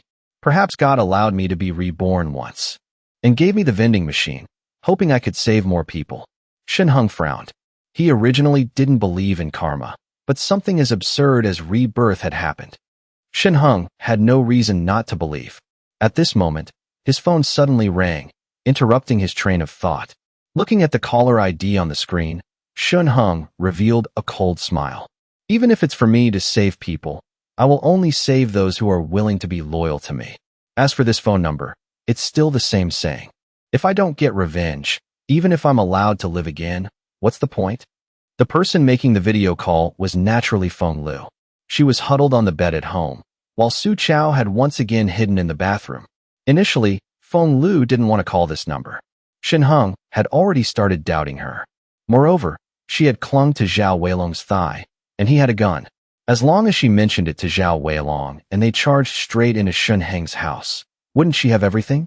Unfortunately, the WeChat messages she proactively sent to Zhao Weilong earlier were like stones sinking into the sea, with no reply. She even tried video calling Zhao Weilong. But Zhao Weilong didn't answer either. Fonglu naturally didn't know that Zhao Weilong was currently dead in the underground passage, his corpse pinned to the wall by an AK-47. Urged by Su Xiao, she could only unwillingly make a second video call to Shen Heng. What on earth was Zhao Weilong doing? This afternoon, she clearly noticed that Zhao Weilong couldn't hold back. If it weren't for that Guo Yuping, she could have even slept with Zhao Weilong and coaxed him into revealing Brother Shen's identity. Brother Shen hated her, but Zhao Weilong liked her. Being with Zhao Weilong was definitely much better than being with this useless Su Xiao. She could even manipulate Zhao Weilong into seizing Shen Heng's house. His house was warm, she could take a bath, and there were even plenty of supplies. This was the life she wanted. As soon as the video connected, she couldn't help but say directly, "Shen Heng, another day has passed. Why haven't you come to pick me up yet?" Looking at her messy hair and dirty face, Shen Heng smiled gently. "Thank you, Fonglu. If you hadn't made this video call, I might have been moved by Ning Jiao's words. Wanting to be the savior, Ning Jiao's thoughts are too simple and too dreamy. Maybe I'm not that kind of person. Strong decisiveness is the essential quality for survival. As for saving humanity, Shen Heng didn't have such grand ambitions. However, in the future, after he established his faction, all the subjects within his territory would bow to him. He would naturally protect these subjects and try his best to help them survive. There were too many humans. He couldn't save everyone. If he had to save someone, why not save those who were willing to obey him? You're fooling around with Su Xiao, why should I save you? Shen Heng didn't want to argue with Fonglu and chuckled. Huo Miao was used to it, knowing about the relationship between Shen Heng and Fonglu, but it was Yang Jinshuan's first time hearing about it. She curiously leaned in, wanting to see what kind of vixen dared to seduce her husband. However, looking closely, the other party's looks weren't bad, but compared to her and Miao Miao, she was far inferior. She couldn't help but glance at Shen Heng. Her hubby was really hungry, wanting even someone like this. Although Fonglu was barefaced, Ning Jiao, who was eating, was also barefaced. Ning Jiao's beauty could absolutely surpass Fonglu's by a mile. Fonglu was dumbfounded. Even though Yang Jinshuan's face only flashed briefly in the video, she didn't care. How did Shen Heng know? Her heart tightened, and she hurriedly forced a smile. Shen Heng, what are you joking about? How could I be with Su Xiao? Isn't Su Xiao hiding in the bathroom? Shen Heng smiled. Right. Since he's already discovered it, I might as well speak frankly. I've installed quite a few mini cameras in Su Xiao's house. Hey, the one Su Xiao is holding in his hand is one of them. On the phone screen, Su Xiao was seen holding a hidden camera he found in a dark corner, frowning as he studied it. Su Xiao, hiding in the bathroom, was eavesdropping on Shen Heng and Fonglu's conversation while searching everywhere to see if there was anything else he could dismantle and burn for warmth. The combustible things in the house had basically all been burned by him. Even the toilet seat had been dismantled. Even the cabinet under the sink had long been smashed, dismantled, and thrown into the fire by Su Xiao with a hammer. His sink was completely made of wood. To not waste wood, Su Xiao even dismantled the mirror above the sink to get the wood behind it and burn it for warmth. Initially, Shen Heng had hidden one of the mini cameras in the cabinet under the sink, between a toothbrush cup and a bottle of shampoo. But when the items were dismantled, the camera was exposed. Might as well just speak frankly. You two can only live for about another week. Coincidentally, Shen Heng also wanted to see what kind of expressions these two would have after knowing they were discovered. Now that he possessed an ability, killing them would only take a flick of his finger. What? On the other end of the phone, Su Xiao and Fonglu felt as if they had been struck by lightning upon hearing Shen Heng's words. Both of them were stunned. Mini camera? Does that mean our every move over the past 2 days has been under Shen Heng's watchful eyes? The expressions of the two instantly turned ugly. Hey, is this the mini camera you installed? Unable to hold back, Xiao brought the camera to the phone screen, his face dark. Are you peeping on me? No wonder he had found this thing when he was dismantling other furniture in the house before. It was too cold in the house at the time, and he didn't have time to pay attention, directly throwing it into the fire along with the cabinet. But just now, because he had to hide in the bathroom, Xiao carefully observed his surroundings and suddenly saw a familiar object. He studied it out of curiosity. Since when was this in the house? What is this toy for? It looks like there's a camera on the front. But when Shunheng spoke from outside the door, Xiao panicked. His house had cameras hidden in it? Didn't that mean all his and Fonglu's actions these past few days had been seen by Shunheng? That's right. Shunheng smirked and said, however, using the word peeping isn't very nice. It makes it sound like I'm some kind of voyeur. I have no interest in two dogs like you. It's just a bit boring. When I can't sleep, I want to hear what you guys are talking about and how you plan to deal with me. You? Xiao glared, clenching his fists. Fonglu's expression was very ugly. Shunheng, so you know about the relationship between me and Xiao? Haha, what do you think? Shunheng sneered. You son of a bitch. I've been with you for 3 years. Does Xiao's spicy stick taste good? Spicy stick? Xiao suddenly remembered the time he video called Huamiao and was exposed by her. He had gleefully explained to Huamiao that he was eating a spicy stick, but in reality, it was Fonglu hiding under the covers eating his spicy stick. How did Shunheng know this? You told Huamiao, didn't you? Xiao's face darkened. Shunheng, you useless piece of trash, your girlfriend is with me. And you want to call my girlfriend to get back at me? You're really... He was speechless, because in the video, Huamiao's head appeared next to Shunheng. You guys, you too. Xiao was dumbfounded. Fonglu was also stunned. Wasn't Huamiao working overtime at the company? Wasn't Shunheng in Taiyuan community? How were these two together?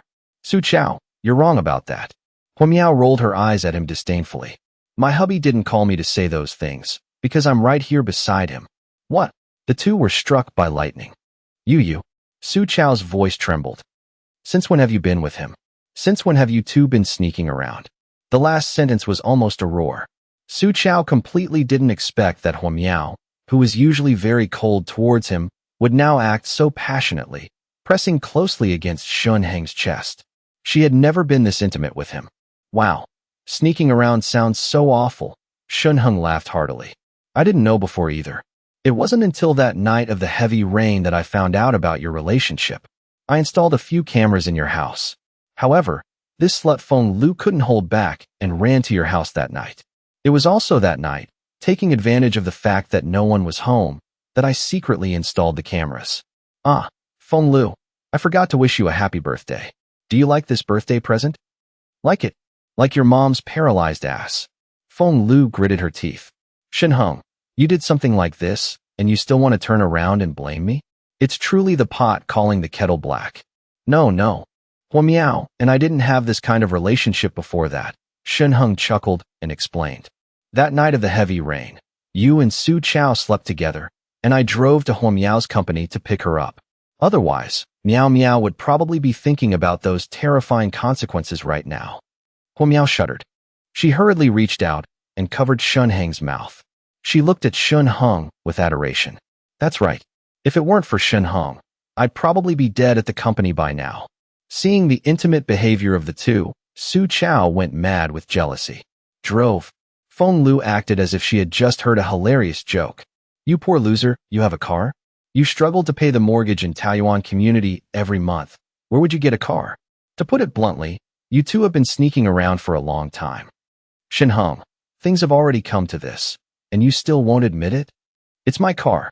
Yang Jinxian appeared on Shunheng's right side, also intimately leaning on his right shoulder. Another woman. Xiao and Fonglu's jaws dropped. Moreover, this woman was also exceptionally beautiful, her looks not inferior to Huamiao's at all. It was just that their temperaments were different. Yang Jinxian was gentle, Huamiao was aloof. You are the woman living in the villa area, the one driving the Land Rover? Fonglu was stunned for a moment, then suddenly remembered, pointing at Yang Jinxian in shock. We've met. Yang Jinxian was taken aback, then chuckled. We all live in the same community. It's normal to run into each other. Fonglu indeed had a deep impression of Yang Jinxian. After Yang Jinxian moved to Taoyuan community, she drove the Land Rover in and out of the community every day. Sometimes she would even roll down the window to greet the security guard. At that time, Fonglu was always envious. So beautiful, and driving a supercar. Moreover, she drove from the north side of the community, which meant she lived in the villa area in the back. Unlike herself, following this loser Shun Hong, having nothing she wanted, struggling to pay the mortgage every month, and not even able to afford a beat-up old car. However, this woman was always alone. Could she be a mistress kept by some rich man? So nice. Fonglu didn't feel disdain in her heart. Instead, she was even more envious. Living in a villa, driving a supercar. She wondered when a rich man would take a liking to her and let her be his mistress too. If a rich man really took a liking to her, she would absolutely kick this loser, Shun Hong, away without hesitation. She never expected that the object of her past envy would now be intimately leaning on Shun Heng's shoulder. On the left is Hua Miao, on the right is Yang Jinxian. Two top-tier beauties were both close to Shun Hong, causing Fonglu and Su Chao's minds to go into chaos. Am I dreaming? I must be dreaming. Impossible, absolutely impossible. How could this loser Shun Hong be hugging left and right like this? And with such top-tier beauties too. My hubby borrowed Sister Xian's car that night to pick me up from the company. Hua Miao smiled. Seeming completely unbothered by Yang Jinxian also leaning in Shun Heng's arms, she turned to the phone and said, "It was also that night that I found out, Su Chao, that you had been sneaking around with Fonglu behind my back for a long time. You're already like this. What face do you have to criticize me? Even when I video called you then, what were you and Fonglu doing?" Su Chao was silent. He knew Hua Miao's temper very well. This woman simply didn't bother to lie, which meant she really only found out that night. Why did you lend your car to this loser Shun Hong? Fonglu ignored Hua Miao and stared at Yang Jinxian. Have you guys known each other for a long time? This was the goddess in her heart. She couldn't accept that such a noble woman was currently leaning in Shun Heng's arms. No, we only met that night of the heavy rain. Yang Jinxian looked blissful. If he hadn't gone to pick up Miao Miao, I wouldn't have met my hubby. Speaking of which, I actually have to thank you guys. It was because you betrayed my hubby that he went to pick up Miao Miao and borrowed my car. That's how we met. Hubby. This woman also called Shun Hong hubby. Fonglu and Su Chao were completely confused. Two women serving one husband? What's wrong with this world? This is too crazy. No wonder these two women were both in Shun Heng's arms without criticizing each other. It turned out they were both Shun Heng's women, and they even lived together harmoniously. No, they were as close as sisters. Shun Hong waved his hand. Do you understand now? Fonglu bit her lower lip tightly, staring intently at Shun Hong. Then what about Lu Chenxi? Did you sleep with her too? Su Chao suddenly remembered the ambiguous sounds from that night. Lu Chenxi. Shun Hong was stunned. You mean that skiing junior of yours, right? That really didn't happen. I haven't even met her. However, I did tell her about the relationship between you and Fonglu. Hua Miao chuckled from the side and replied, So from the very beginning, you guys were playing us. Fonglu and Su Chao realized at the same time. What made Su Chao even more uncomfortable was that Lu Chenxi hadn't forgotten about him, right? If she didn't sleep with Shun Hong out of revenge, then who was the man making those ambiguous sounds on the phone that night? The person who answered Hua Miao's phone and spoke was Shun Hong.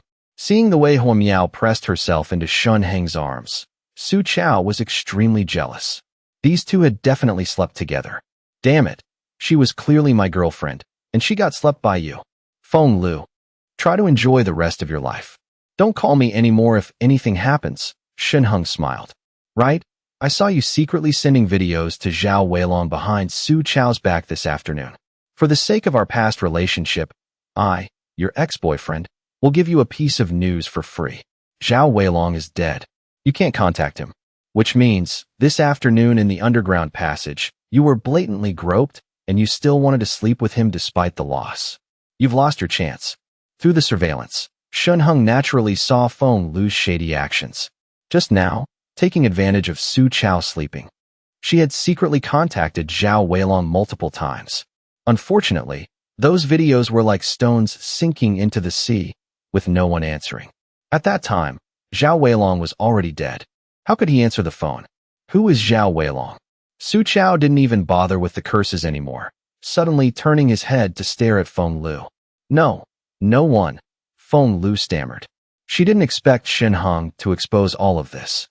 Fonglu truly hated him to the bone.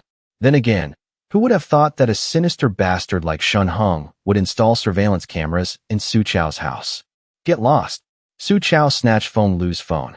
With just one glance, he found a contact saved as Xiao Weilong. Brother Long, what are you doing? Brother Long, it's me, Fonglu. You groped me this afternoon. You haven't forgotten, have you? Brother Long, it's your little sister Lu. Why are you ignoring me? I miss you so much. If you keep ignoring me, I'll get mad. I originally wanted to find you tonight to continue what we started this afternoon.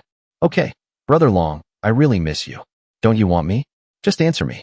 I'm thinking about that right now. I wonder if Brother Long can satisfy me. Brother Long, I really want to do that with you. Every single message was proactively sent by Fonglu. Xiao Weilong didn't reply at all. After that, Fonglu even sent him several video calls and voice requests, but all of them showed no response. Even below that, there were even more explicit voice messages. Fonglu's voice was coquettish, acting horny, like she was broadcasting. She even proactively sent Xiao Weilong a few selfies. Su Chao's face grew uglier and uglier. Enduring the freezing weather, you can still take off your clothes to take pictures. That must have been hard for you. Su Chao gritted his teeth, suddenly slapping Fonglu across the face. You slut. You hit me. Fonglu covered her face, staring at Su Chao with a venomous look. Isn't it because you're too much of a piece of trash? You won't go downstairs to buy things yourself, making me go down every time in this freezing weather. Someone else took a liking to me. What could I do? If I knew how to please them, they might even proactively give me some supplies. Wasn't I trying to save money for you? A pack of instant noodles costs 10,000. How much money do you have in your pocket to buy them? I've been with you, and you don't even have a mini gas stove, let alone an oil heater. Even if we buy instant noodles, we have to eat them raw. Let me tell you, Su Chao, you are a useless dog. What right do you have to criticize me? Who do you think I am? And now you want to turn around and criticize me? My identity is Shun Heng's girlfriend. She desperately clawed at Su Chao, snatched her phone back, and hurriedly said to Shen Heng, Darling, I admit I was wrong. I apologize to you. I'll do whatever you want, as long as you forgive me, okay? I can also accept Hua Miao and this beautiful sister. I'm willing to serve you together with them. Ha ha. Shen Heng smiled faintly, directly disconnecting the video call. Just as he disconnected, Su Chao's hand reached over, snatching Fonglu's phone and throwing it to the ground. You bitch, you're just a slut from morning till night, aren't you? I'll show you slut. I'll show you slut. Su Chao found a wooden stick and hit Fonglu hard. My phone. My phone. Fonglu saw stars. She turned around, also found a wooden stick, and rushed to fight Su Chao. In her eyes, Shen Heng was about to accept her apology. It was Su Chao who ruined everything. She and Shen Heng had a deep emotional foundation. They had been together for 3 years. Shen Heng had even imagined their beautiful life after marriage more than once. Such a man, and now she was proactively admitting her mistake to him, and even agreeing to share his love with 2 other women. How could Shen Heng not accept it? As long as he accepted, she could move into that warm house. Moreover, she saw that Hua Miao even seemed to be holding a glass of milk to drink. Milk. I've been with Su Chao, and I don't even have a glass of water to drink. Gnawing on instant noodles makes me choke so hard my eyes roll back. But Hua Miao can still drink milk. I want to drink milk too. I want to live those good days too. Now the phone has fallen to the ground, and the screen is pitch black. How am I supposed to contact Shen Heng now? Her eyes were filled with venom. With disheveled hair, she madly rushed towards Su Chao. I'll fight you to the death. Shen Heng hugged the 2 girls, happily watching the surveillance screen. Although the surveillance system in Su Chao's house had been largely destroyed, there were still 2 cameras working normally. Oh, Shen Heng suddenly noticed that there was a fortune tree pot in Su Chao's house. This camera was hidden under that fortune tree pot. Old Sheen. Make a trip to Su Chao's house, Building 7, 1st floor, room 702. Bring this fortune tree pot back. Shen Heng pointed at the surveillance screen and said. He suddenly remembered that in his past life, after he returned from searching for supplies, Su Qiao had suggested that he also wanted to help and go out for a walk. Shen Heng, afraid that Su Qiao would encounter an accident, rejected the proposal. But Su Qiao said he just wanted to go back to his own house to take a look, to see if there was anything usable in the corners of the house. So Shen Heng agreed. After Su Qiao returned, he brought a pile of firewood and 2 loaves of bread, saying he found them at home, but they were all expired. However, in this apocalypse, who cares about expiration dates? He happily heated the bread and shared it with Fonglu and Su Qiao. After that, Su Qiao didn't go out anymore, just saying it was too cold outside, which means his ice-type ability. Could it be that after he went home that day, he saw the fortune tree in his house bear an ability fruit and secretly consumed it himself? That must be it. One must know, in the apocalypse, not all green plants can bear ability fruits. There's only a certain probability. But this fortune tree in Su Qiao's house, it's almost 100% certain that it will bear an ability fruit. So what are we waiting for? Su Qiao, your ice-type ability is mine now. Shen Heng smirked and chuckled. All right. Old Qin received the order. Wait, Shen Heng called him back, grabbed a pack of instant noodles, and said, tell them you're trading for it. We are civilized people. We can't just blatantly rob them. Old Qin showed a strange expression and took the pack of instant noodles, then left. In his view, the boss wished these 2 would die immediately. Wouldn't it be normal to just rob them? Who could withstand a punch from me? Unexpectedly, the boss still agreed to give them a pack of instant noodles. The boss is truly compassionate. Little did he know, Shen Heng truly hated them to the bone. Moreover, in Shen Heng's heart, he had long considered them dead. Just 9 more days. No, just a week. To ensure there were no loopholes, Shen Heng wouldn't just wait for the ability fruit to bear before killing them. What if Su Qiao and Fonglu got lucky? The ability fruit bore early, and they found and consumed it. Shen Heng didn't want to waste time on these people who deserved to die. However, killing them ultimately had to be done by his own hands to be meaningful, right? Ning Jiao and Rin Jia were eating with their heads down. Shen Heng fixed his eyes on the surveillance screen again. In the video, Fonglu and Su Qiao had fought fiercely, but because they didn't have enough food to replenish their physical strength, both of them quickly sat slumped on the ground, panting. Truce. However, their limbs had no strength left. But the 2 were still constantly cursing each other. Fonglu, you slut. Su Qiao, what the hell are you? You trashy scumbag. You slut. You. The aggressive tone of the 2 grew softer and softer, until neither wanted to talk anymore, ignoring each other. At this moment, a series of knocks came from outside the door. Who is it? Su Qiao stood up warily and asked. It's me, Grandpa Qin, the gatekeeper. Old Qin's voice sounded amiable. Little Su, do you have nothing to eat? I brought you some instant noodles. Do you want them? Instant noodles? Su Qiao swallowed a mouthful of saliva. One must know, Fonglu went downstairs to buy supplies today, but bought absolutely nothing. Fonglu was only thinking about seducing Xiao Weilong at the time. By the time she turned around, she had to line up from the beginning again. However, not long after she lined up, all of Gui Yuping's supplies were sold out. She wasn't in a hurry either, just thinking that as long as she clung to Xiao Weilong's thigh, she would get supplies. But who would have thought? I'm starving to death, and when I try to contact Xiao Weilong, I can't reach him at all. Fonglu was hungry, and Su Qiao naturally went hungry too. Unexpectedly, the enthusiastic Grandpa Qin from downstairs brought instant noodles. Su Qiao didn't think much of it, and directly pulled the door open. Grandpa Qin, is it really you?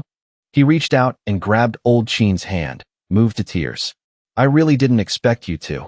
It's nothing, it's nothing. Old Qin quietly withdrew his hand, then quickly glanced inside the room, and sighed. This, you've even burned all the furniture? Many families are also burning furniture for warmth. After all, it's a freezing winter right now. Right? You guys haven't eaten, have you? I just went upstairs to check, and there were a few families who didn't respond no matter how much I knocked. I'm afraid they've all starved to death. Sigh, Grandpa Qin, let's not talk about that. Didn't you just say you wanted to bring me that something? Su Qiao smiled awkwardly. Oh, right. Old Qin patted his forehead, then took out a pack of instant noodles from his coat and handed it over. I don't have many packs left either. I'll take this and trade it for your fortune tree, okay? My room is a bit cold. I'll use the soil in this pot to patch up the walls a bit. Great. Thank you, Grandpa Qin. Su Qiao nodded repeatedly. All right. Old Qin picked up the fortune tree and turned to leave. Once outside the door, he directly tossed the mini surveillance device hidden in the fortune tree into a hidden corner behind the door. However, just as Old Qin disappeared behind the door, Fonglu hurriedly lunged to Su Qiao's side, desperately snatching the pack of instant noodles. Get lost, you crazy bitch. Su Qiao kicked Fonglu hard, cursing aggressively. This is what I traded my fortune tree for. What does it have to do with you? That fortune tree was a gift from Shunheng after you bought the house. Fonglu clutched her stomach and cursed. Shunheng, giving it is the same as me giving it. You know it was a gift from Shunheng too. Su Qiao sneered. You were his girlfriend, and you betrayed him. Do you think he still wants you? You're just a piece of trash now. Trash? Trash. Fonglu froze in place, looking at Su Qiao in disbelief. Nonsense, you're cheap and trashy. A plaything ridden by 1,000 men. This afternoon you were even begging to do whatever with Xiao Weilong. If you're not trash, who is? Su Qiao's words were merciless, speaking coldly. You filthy thing, were your parents, your ancestors from Hiroshima and Nagasaki, born to love being bombed? That thing of Xiao Weilong's, does it have a little boy carved on the front and a fat man on the back? Even a piece of trash like you dreams of having me? You're daydreaming. Fonglu's whole body was trembling, her hands clenched tightly. She suddenly looked up, staring intently at Su Qiao, and said, Say that again. What? You want to hear it again? I knew you slut, liked it. You. Su Qiao opened his mouth to speak.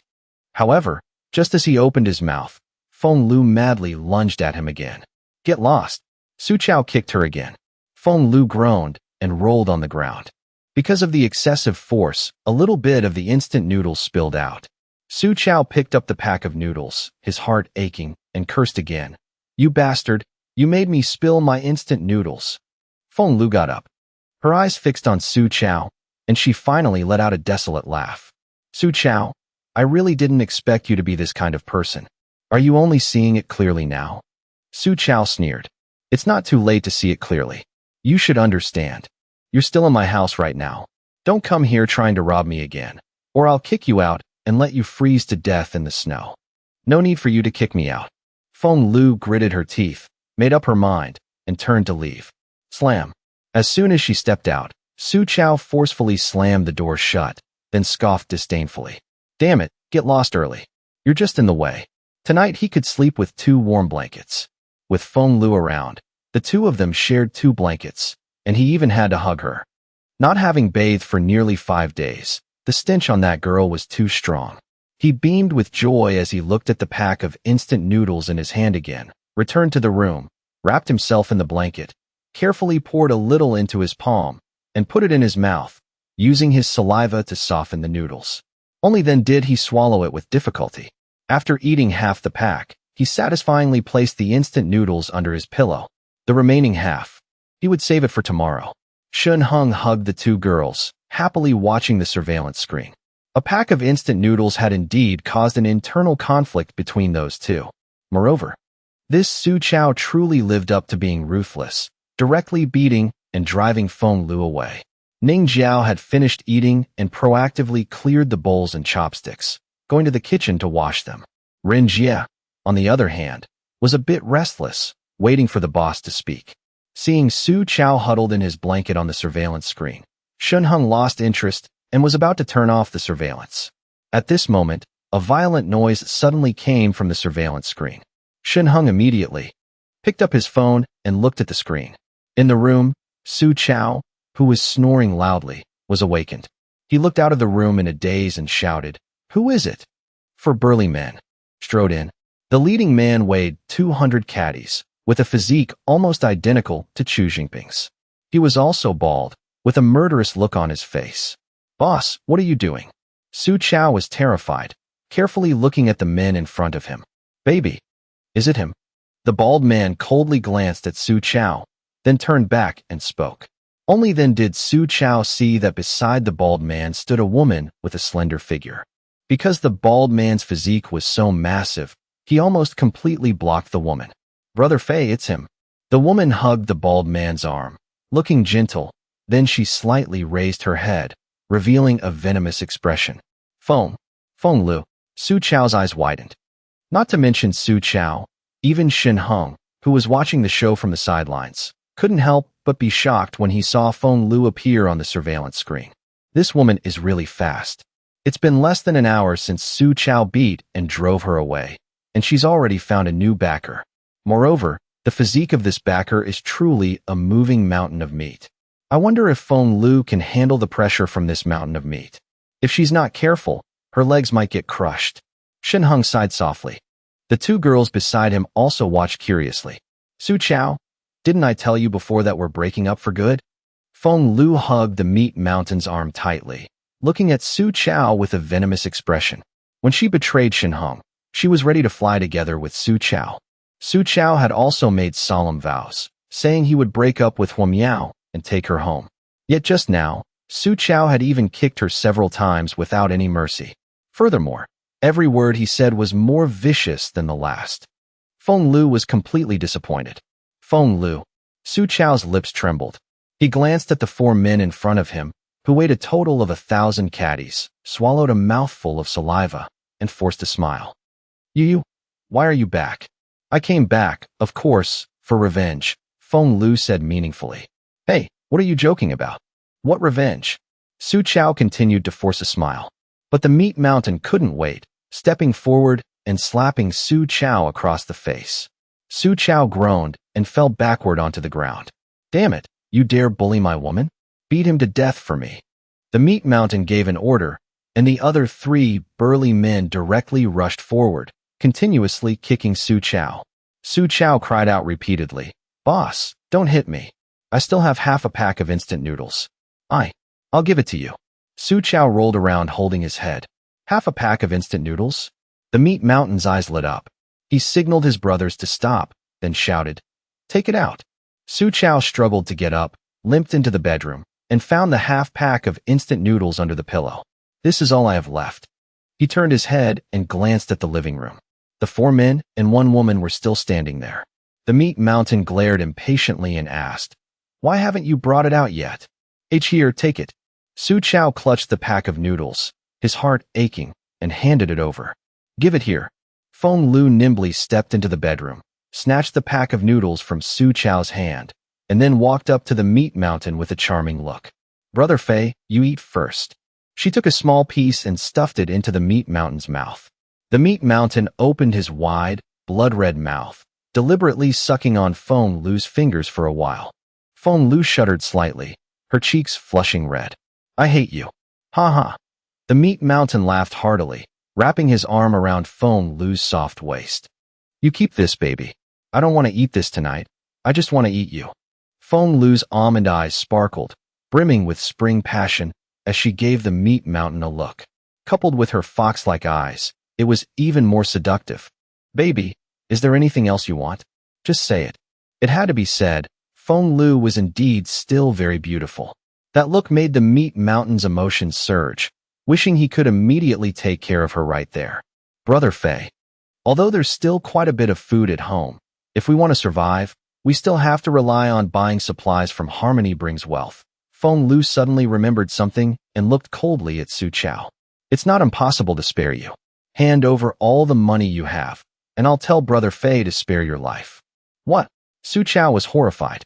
Pay up, Fonglu frowned and urged. If you want to live, hand over the money quickly. For the sake of our past feelings, I'll spare your life. If you don't give the money, Su Chao, you should know that quite a few people have died in our community already. Adding one more like you won't make a difference, right? The meat mountain's face twitched. However, thinking of Fonglu's graceful figure, his gaze became firmer. It's just killing someone. So many people have died outside already, what's one more? If you don't give the money, I'll have Brother Fei and the others throw you downstairs, Fonglu sneered.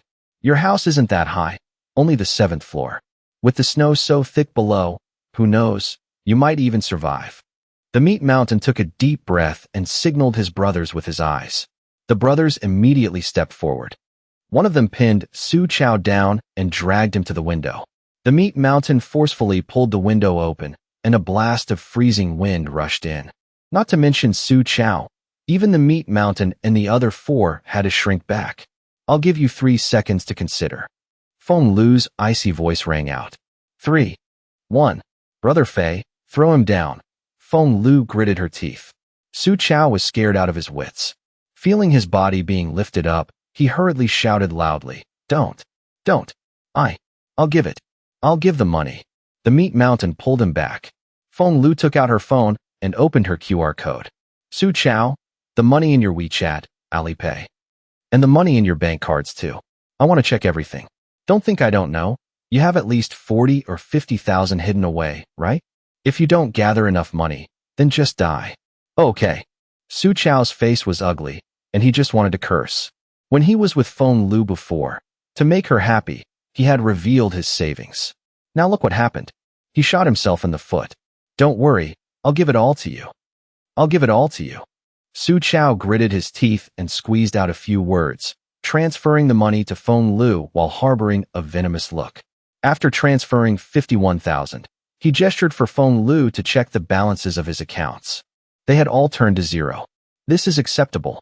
Fonglu nodded in satisfaction, then hugged the meat mountain and said gently, Brother Fei, let's go. All right. The meat mountain laughed heartily, leading his brothers out. Xiao looked at their departing backs with a sinister expression. The meat mountain's hand was even resting on Fonglu's butt. Fonglu didn't react at all. Instead, she arched her body, looking even more seductive. Slut. After Fonglu and the meat mountain's group left, Xiao gritted his teeth and cursed inwardly. He didn't even dare to curse out loud, because the door had been broken by these people. If they hadn't left, wouldn't he be beaten again? He couldn't stay in this house anymore. Xiao looked at the broken door with a gloomy expression. Gusts of freezing wind blew in. He knew clearly that if he stayed here tonight, even if he closed the bedroom door, he would freeze solid. He had to move somewhere else. He ran to the door and listened to the commotion outside. The meat mountain and Fonglu's group. Hearing their footsteps, they had already gone downstairs. Xiao took out his phone and secretly checked the balance in his bank card. Just now, he only showed Fonglu the 2 bank cards he frequently used. Both of those cards had no money. However, he had opened another bank card, which still had his savings. Clicking to check the account balance, Xiao's face became even uglier. In this card, there was only a little over 20,000 left. He remembered that a while ago, to make Fonglu happy, he had quietly used the money in this card to buy her an iPhone 14 Pro Max that cost over 10,000. That night, Fonglu told Shinheng she had to work overtime, and then went to a hotel with Xiao for a night of pleasure, trying out many new positions. Yet this slut actually brought people to rob my money. Xiao pushed aside his wandering thoughts and frowned. Right now, instant noodles were said to be 10,000 a pack. Over 20,000 would only be enough to buy 2 packs. He opened his WeChat contacts and scrolled down aimlessly, wanting to find a friend to borrow some money. But after looking and looking, it seemed he didn't have many close friends. Since college, the only good brother he still kept in touch with was Shinheng. Borrow from colleagues. Xiao stroked his chin.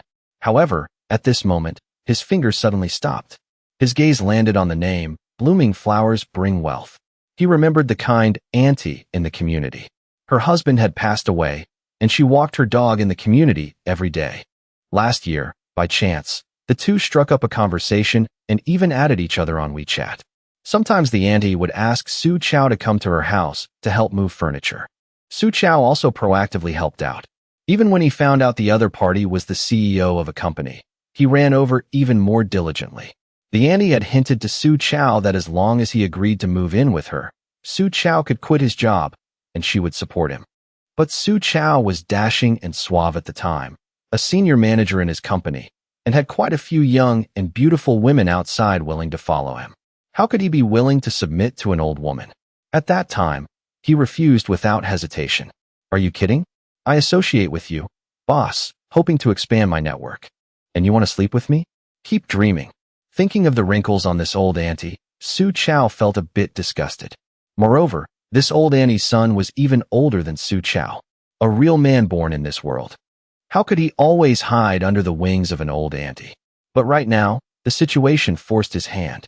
Looking at the broken door and the balance in his card, Xiao gritted his teeth opened the profile picture of "Blooming flowers bring wealth," his eyes firm, and sent a message.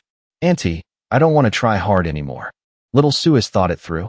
Very soon, "Blooming flowers bring wealth" sent a reply message immediately. Su Xiao could only let out a helpless, bitter smile. For so long, he had constantly dated all kinds of beautiful women to maintain his stamina, and even worked out tirelessly. Yet now, this strong and muscular body was going to be used to please an older auntie? "Auntie, I've thought it through. It might not be very appropriate for me to come to your house right now, but I really have no other choice." "You said it yourself, Auntie. Whenever I think it through, you will always welcome me anytime." Su Xiao carefully and cautiously sent the reply message. "Haha, little Su. Why call me Auntie? Just call me Sis." "Yes, Sis Hua," Su Xiao hurriedly replied. Blooming flowers bring wealth's real name was Chen Xiaohua. Therefore, it was perfectly normal and reasonable for Su Xiao to call her Sis Hua like this. "Then come over quickly. Sis is waiting for you at home." Blooming flowers bring wealth seemed quite impatient, continuously urging him. Su Xiao turned his head, glanced quickly at the empty room, wrapped himself in the warm cotton blanket, and eagerly stepped out of the room. Sis Hua lived in the townhouse area. She was really rich. At least it would be much warmer than his current house. What is he planning to do? Shen Heng revealed a look of utter surprise. In Su Xiao's house at this moment, there were only a few surveillance cameras still operating. Shen Heng only saw Su Xiao seemingly contacting someone for a while, and then leaving. Where could he go on a night like this? However, thinking about it, he probably couldn't go too far. The snowfall had lessened significantly, but the accumulated snow outside was still very thick. Just one step down, and you would sink deep immediately, completely unable to move. In other words, Su Xiao could only travel through the underground passage. Besides the high-rise apartment area, there was only the townhouse area left. Shen Heng suddenly realized this and quickly accessed the surveillance system of the underground passage. Very soon, he saw Su Xiao, still wrapped in the blanket, walking quickly and hurriedly, heading straight for the townhouse area. "Is he coming to my place?" Shen Heng frowned slightly in confusion. But very quickly, he realized he was wrong. After Su Xiao reached the villa area, he unexpectedly turned towards the first block of townhouses. What is he doing in Block 1? Could it be that Su Xiao also knows someone in the first block of townhouses? "Xian baby, do you know any families in this block?" Shen Heng turned his head and asked Yang Jinxian. Yang Jinxian gently shook her head. "Although I owned this block of villas before, it was given to me by my ex-husband after he passed away. I just moved here. Anyway, no one here recognizes me, so I can quietly hide myself to avoid being bothered by Song Jinming. As for the other families, I don't know them at all." Shen Heng nodded silently in agreement. However, just confirming Su Xiao's location was enough. He was in that block of villas, very close to him. Let him live in peace for a few more days first. When the time comes, no matter whose house he's in, he won't escape death. As for Fonglu, she was relying on the meat mountain. Shen Heng naturally knew very well. In his past life, this meat mountain had used an ability fruit to strengthen his body, but his level of enhancement was far inferior to old Qin's. Even so, that meat mountain had gathered a group of brothers and dominated Taoyuan community. It was unknown where he found the ability fruits, but among his brothers, 2 of them also possessed abilities. One of them even had a rare wind-type ability. A wind-type ability was more than twice as strong as a fire-type ability. Moreover, with the support of the apocalyptic freezing wind, he was extremely fast and agile. That meat mountain, his name seemed to be Li Fei. Shen Heng pondered deeply. In his past life, Li Fei eventually led a group of brothers to occupy a large building. Even the act of eating dead people started with them. Their actions were extremely brutal, causing immense indignation. Every time Shen Heng went out to search for supplies, he had to avoid the area around building number 9, where Li Fei was occupying. But right now, a disdainful smile appeared on his face. If this Li Fei knew his place and lived decently, he might have given him a way to survive temporarily. But if he became muddle-headed because of Fonglu and wanted to resist him, then they would all be executed together. Shen Heng turned his head to look at Ren Jie, seeing that he was still obediently keeping his head down, not even daring to look up at Huo Miao and Yang Jinxian. Shen Heng smiled and said, "Ren Jie, Have you memorized all the things I just instructed you to do? Boss, I've memorized them clearly. Ren Jie hurriedly stood up straight and answered loudly, clearly, and decisively. At this moment, Old Qin also returned. He placed the fortune tree on the ground and said, Boss, I've brought it back. Very good. Shun Hung nodded in satisfaction, walked up to the fortune tree, and bent down to observe it carefully. It was just a very ordinary fortune tree. Who would have thought that in the future it could bear such a precious ability fruit? Where exactly did this ability fruit come from? Old Qin was also extremely curious. He knew that the boss sending him to trade for this fortune tree meant it could definitely bear an ability fruit. Otherwise, he wouldn't have needed to make the trip.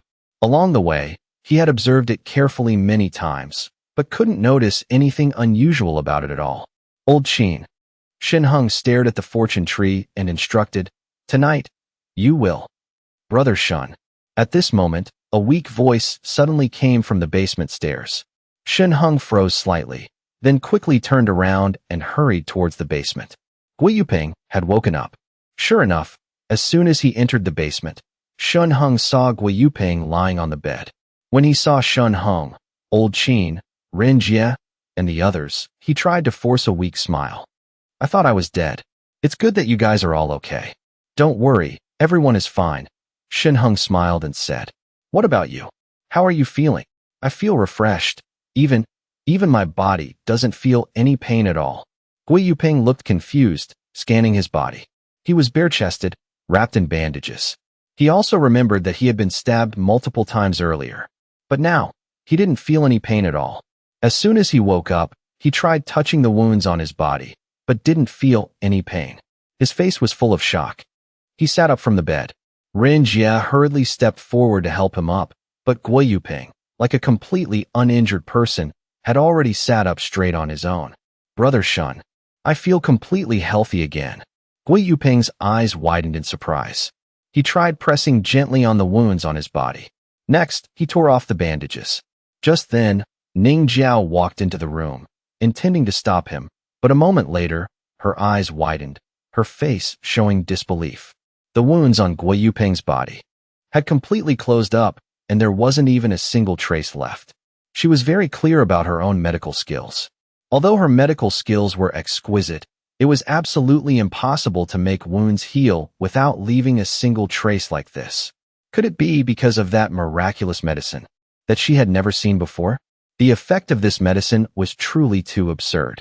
It's good that you're okay. Shin Hung smiled and nodded. As expected of the good stuff provided by the system. There's a reason it's expensive. If it were other medicines, even high-end imported ones, Gui Yuping would probably have to stay bedridden for a few more days to recover. But now, Gui Yuping could already stand firmly on the ground, completely healthy. Old Qin, Ren Jie, you two help Yuping tidy up Villa number 6 a bit, Shun Hung instructed. Yuping, don't you still have quite a few people in your house? Bring them over to Villa number 6 to stay temporarily. Old Qin, after you finish arranging things, come here to get supplies. Ren Jie, as for you, since you're alone, just stay with Old Qin for now. When Old Qin and Fu Xiaozhu officially moved in together, Shun Hung would naturally arrange for Ren Jie to move out. But for now, for the convenience of taking action, it was best to let them stay temporarily in the townhouse area of Taoyuan community. As for the future, Shin Heng's target was the Donglin Group's base in the east side of the city.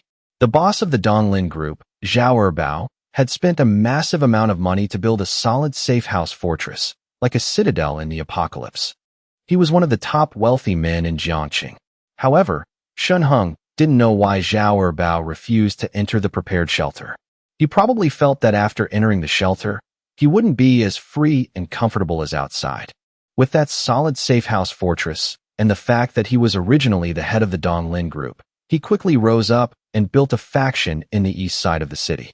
And around Xiao Erbao's safe house fortress, dozens of defensive blockhouses were built and distributed to his trusted brothers. However, in the end, because he was betrayed by his own brothers, Xiao Erbao died unjustly, and the Donglin Group completely collapsed with him. Otherwise, just relying on Xiao Erbao's safe house fortress would have been enough for him to survive comfortably and freely in the apocalypse. Yes, boss. Old Qin and the others nodded in unison, replying, and then left. Shenheng took a long, deep breath. Now, he had nearly 100 million in funds in his account. He needed to try and upgrade the vending machine to a new level. I have some personal matters to attend to. You girls chat among yourselves first. Thinking about soon possessing 2 precious ability fruits, Shenheng felt hot and excited in his heart. He instructed Huo Miao. Then what about me? Maybe I should leave. Ning Jiao wanted to speak, but stopped herself. But seeing Shenheng walk straight into the basement room, she could only swallow her words back into her stomach. Actually, she also really wanted to continue staying in this room and wait. However, Yang Jinxian and Huo Miao were both Shenheng's women. If she continued to stay here, it didn't seem very appropriate. Inside the consciousness space, Shenheng appeared in front of the vending machine and quickly bought various supplies.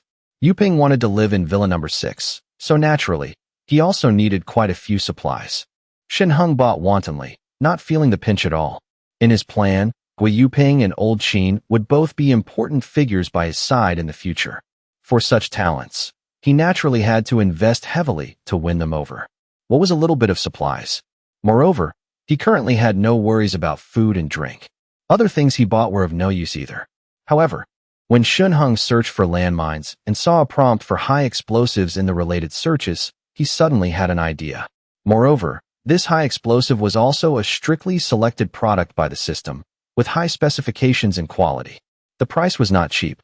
Deducting the money for buying supplies, Shenheng used most of the remaining money to buy explosives.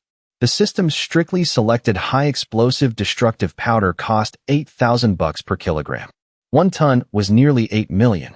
Shenheng didn't hesitate at all, directly buying 10 tons and piling them up in the consciousness space. Currently, the consciousness space had expanded a lot. Even with 10 tons of explosives piled up there, it only occupied a small corner. After that, Shenheng went to the personal attributes interface and glanced at his balance. He only had a few 100 million left, but he had upgraded 2 levels. The harvest was quite abundant. After upgrading all his personal attributes to 13, the familiar pain struck again. Shenheng groaned. He endured the agony. A moment later, the pain vanished. Shenheng stood up and rolled his wrists. He felt his strength had increased significantly again. Although he felt a single punch couldn't compare to Old Qin's, it wasn't far off from Li Fei's in his past life. In other words, he just needed to continue enhancing all his physical attributes, and he could possess a body equivalent to one enhanced by an ability. Adding his fire-type ability, the world was vast. Where couldn't he go? After that, Shenheng secretly tapped specialty twice, raising it to 13. Actually, I'm naturally gifted. It's just that I have a bit of OCD and want all attribute rows to be filled. Shenheng comforted himself. After all, last night, when he played Fight the Landlord with Huo Miao and Yang Jinxian, both of them continuously begged for mercy. Didn't that explain the problem? A warm current rose in his lower abdomen. Shenheng felt like it had grown a bit longer again. And a bit healthier too. The size didn't need to be too different, as long as it was big enough. The main thing to enhance was endurance. After finishing these things, he looked at the ability fruits with burning eyes. After buying 2, the interface for buying ability fruits turned gray again, indicating they couldn't be purchased. Shenheng exited the consciousness space. Who should these 2 ability fruits be given to? He frowned. According to his speculation, his mutant fire needed 2 ability fruits to upgrade to level 3. The magma flame would also transform into a new mutant fire. By then, Shenheng even had the confidence to roam around the Jiangqing granary. However, these 2 ability fruits could also be given to Gui Yuping or Rin Jie, or even give Huo Miao one. After all, Gui Yuping was currently helping him sell supplies. Shenheng didn't want today's incident to happen a second time. Yuping needed to have sufficient self-defense capabilities. And Gui Yuping's performance tonight also made Shenheng extremely reassured about him. As long as he could continuously sell supplies for him, Shenheng's vending machine would continue to upgrade, and naturally, he could also continue to buy ability fruits periodically. As for Huo Miao, he was about to leave Taoyuan community, so Huo Miao should also have some self-defense capabilities. Thinking it over, Shenheng still decided to give the 2 ability fruits to Gui Yuping and Huo Miao first. After all, his ability would require more ability fruits later on. He was still in the development stage. Only when everyone around him possessed abilities and self-defense capabilities could they go out and work for him. As for whether they would rebel, Shun Hung had consumed 2 ability fruits and possessed a level 2 ability. Destroying them wouldn't be difficult. I'm really short on talent. Shun Hung rubbed his head. If he had many absolutely loyal brothers by his side, that would be great. He could naturally dispatch them quickly to occupy the surrounding communities. Unfortunately, right now, besides Old Qin, Gui Yuping, and Rin Jia, there didn't seem to be anyone more reliable. He suddenly had an idea, entered the word trust into the vending machine, and pressed search. Unexpectedly, the vending machine immediately displayed a series of items related to the search. At the very top, Shun Hung saw the T-800. Below it was a series of introductions. Based on the movie series The Terminator from Earth, the system has successfully researched the T-800. A cyborg, it is extremely loyal to humans, deeply trusted by humans, and possesses formidable combat power. With a microprocessor control, fully armed, and extremely sturdy. The exterior is living tissue, including flesh, skin, hair, and blood grown on the cyborg's body. The internal skeleton is made of silver metal, a superalloy combat chassis controlled by a microprocessor. Shun Heng's eyes widened, exclaiming, "Awesome! There's actually a T-800 Terminator." And below it, he saw the T-1000 and even the TX. However, the T-1000 had a higher level requirement. It was the liquid metal villain from Terminator 2. The required purchase level was level 30, and the price was 10 billion. This price was still much lower than the price of an aircraft carrier.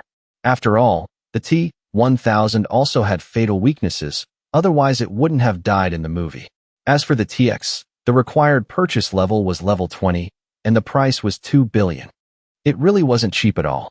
Shun Hung enviously looked at the T-800 with its bulging muscles, thinking that when he reached level 20, he must buy 2 to try them out. But for now, he had to endure. Tomorrow, he would go out and rob a bank. 10 tons of high explosives. Could he really not take down a bank? Returning to the living room, Shun Hung saw Yang Jinxian and Huo Miao chatting with Ning Jiao. But Ning Jiao seemed a bit timid. As for Yang Mushuan, this girl seemed to love sleeping and had gone to bed very early. If Yang Mushuan heard this, she would definitely say aggrievedly that she didn't love sleeping, but she simply couldn't sleep at night. Having to listen to the torment upstairs all night, who could sleep well? Mr. Shun. Seeing Shun Hung, Ning Jiao hurriedly stood up. Shun Hung waved his hand and said to Huo Miao, "Miao Miao, come downstairs with me for a bit." Huo Miao obediently nodded. Not knowing what Shun Hung called her for, she followed behind him down to the basement. "Jin Xian, it's getting late. I should go back," Ning Jiao said softly. "Go back?" Yang Jinxian smiled. "Jiao Jiao, my hubby didn't say you could go back. Just stay and wait." Actually, she really hoped Ning Jiao could stay. But her hubby had said that he would only take her in if Ning Jiao could stop treating others. Therefore, Yang Jinxian didn't dare to say much. "Jin Xian," Ning Jiao saw Shun Heng's figure disappear, and only then did she ask softly, How could you and Huo Miao both marry the same man?" "This is too." Her face revealed a look of disbelief. It's a long story. She never imagined that Shun Hung was that tycoon with a massive stash of supplies. To be by his side in this cold apocalypse means never worrying about food or drink. You'd even be pampered by him, never having to suffer the cold or fear someone breaking into your home. The only drawback is having to share him with other women. Surely, that's a small flaw you can accept, right? I could, but what? Is it because it's illegal? Or do you still find it scandalous? Yang Jinxian shook her head. Is there even any law to speak of out there anymore? The authorities have vanished. In a situation like this, survival is the only hope. Jiao Jiao, you must understand. In this apocalypse, we women are weak and defenseless. We can only rely on strong men. But what if you rely on a man who, one day, trades you to another man for a bite to eat? What will your fate be then? We'll be treated like goods, traded back and forth between them. Do you really want that to be your fate? Ning Jiao flinched and said in a low voice, "No, that's impossible." "Impossible? Don't kid yourself." Yang Jinxian sneered. "Right now, no one in the neighborhood dares to touch you. simply because of your reputation as a medical expert. But what happens when a little more time passes? When everyone is about to die, who will care if you're a doctor? Finding you for a bit of satisfaction before they die, that's perfectly normal, right? They might even eat you alive when they're desperate with hunger. Ning Jiao's face turned pale. She wasn't a fool. She knew what Yang Jinxian said was very likely to happen. She just didn't want to accept it. You should seriously consider my husband's proposal. Yang Jinxian continued to persuade her. Become our family doctor, and you can live in a comfortable environment like this too. You'll get to enjoy delicious meals every day and won't have to face the freezing winter outside. Think about it. How did those people you saved treat you? Were they really worth you using your own resources to save them? Ning Jiao fell silent. Meanwhile, in the basement, Shun Heng took out a superpower fruit and said to Huomyo, "Eat this." "What is this?" Huomyo examined the fruit curiously. "The color is ugly, but it smells really nice." "Swallow this, and you'll gain a superpower," Shun Heng said seriously. "At the very least, you'll have the ability to protect yourself. However, no one can say for sure what power you'll awaken." "A superpower?" Huomyo's eyes lit up. "Honey, is it like your spatial ability?" "Yes." Shin Heng nodded without explaining further. The vending machine was his deepest secret, one he wouldn't reveal even to those closest to him. Huomyo didn't hesitate, swallowing the superpower fruit whole. As she ate, she said, "Whatever power I get, I hope I can help you, honey. At the very least, I don't want to be a burden anymore." She remembered that afternoon after Shun Heng had left. Someone had come to the villa and knocked on the door relentlessly. Having no power of her own, she could only curl up in the closet and cry silently. She didn't want to live like that anymore. Besides, if she could help her husband, that would be even better. Honey gave me something so precious. I have to awaken a powerful ability and become his right-hand woman. With this firm conviction, Huomyo finished the superpower fruit. Soon, a warm current spread through her lower abdomen, condensing into a golden core a moment later. "How do you feel?" Shin Heng asked, watching Huomyo intently. "Try to sense it. You should be able to figure out your own ability. Just focus your mind, and you should be able to activate it." Huomyo closed her eyes. A moment later, she opened them, frowning. "What's wrong?" Shin Heng felt a knot of tension in his chest and quickly asked. This is a superpower fruit from the system. There's no way it didn't work, right? I can't really describe what this ability is," she said. "But, honey, it seems I still don't have any ability to defend myself," Huomyo said with a sigh. She then added, "Don't resist. I want to show you my power." The next moment, Shun Heng felt a powerful wave of mental energy wash over him. His eyes shot open in shock when he realized the source of this mental force was Huomyo. Shun Heng hesitated. He accepted the mental force, and what he saw next left him completely stunned. A map materialized in his consciousness. On this map, all the surrounding villas and the underground tunnel were laid out like a detailed 3D model. And in one of the villa's basement rooms, 2 points of light appeared. One was a brilliant gold, and the other was green. "Is that Huomyo and me?" Shin Heng's eyes widened. Meanwhile, in the first-floor living room, he spotted 2 faint, gray points of light, and in the first-floor bedroom, there was another gray point of light. The ones in the living room were Ning Jiao and Yang Jinxian, and the one in the bedroom was the sleeping Yang Mushuan. Shin Heng's consciousness shifted toward the neighboring villas, but he could only see less than half of Villa number 3 and Villa number 5. Both buildings were empty. Lao Qin and Rin Jie from Villa number 5 must still be at Villa number 6, helping Gui Yuping clean up. "Honey, I can now sense the situation within a 10-meter radius. With me as the center." Huomyo seemed to sense Shun Heng's confusion and explained. Shun Heng nodded. A 10-meter radius meant a circular area of 314 square meters. That range wasn't small at all. Furthermore, the points of light that appeared in Huomyo's consciousness seemed to represent each person's identity. The golden light was likely unique, representing Huomyo herself. As for the green light, was it because he and Huomyo were mentally connected, or was it because he was a superpowered individual? "Can you tell that I'm a superpowered person?" Shin Heng asked. "Honey, when our minds connect, you turn green, and your green aura is much larger than the others. The color is also incredibly bright and easy to spot," Huomyo explained. "How should I put it? When we're not connected, your light is gray in my consciousness, but it's distinctly brighter than the others. I can tell. This ability was incredibly powerful. She could generate a live map of a 10-meter radius centered on herself, and not even walls could obstruct her view. Wasn't this far superior to any infrared thermal camera? More importantly, she could detect whether someone was a superpowered individual. This would be incredibly important later on. Just imagine if someone pretended to have no powers in front of Shun Hong, only to launch a surprise attack. Even though Shun Hong was currently a step ahead of everyone else, it didn't mean he was invincible. It just meant that in this apocalypse, having the vending machine made it easier for him to survive. But with Huomyo,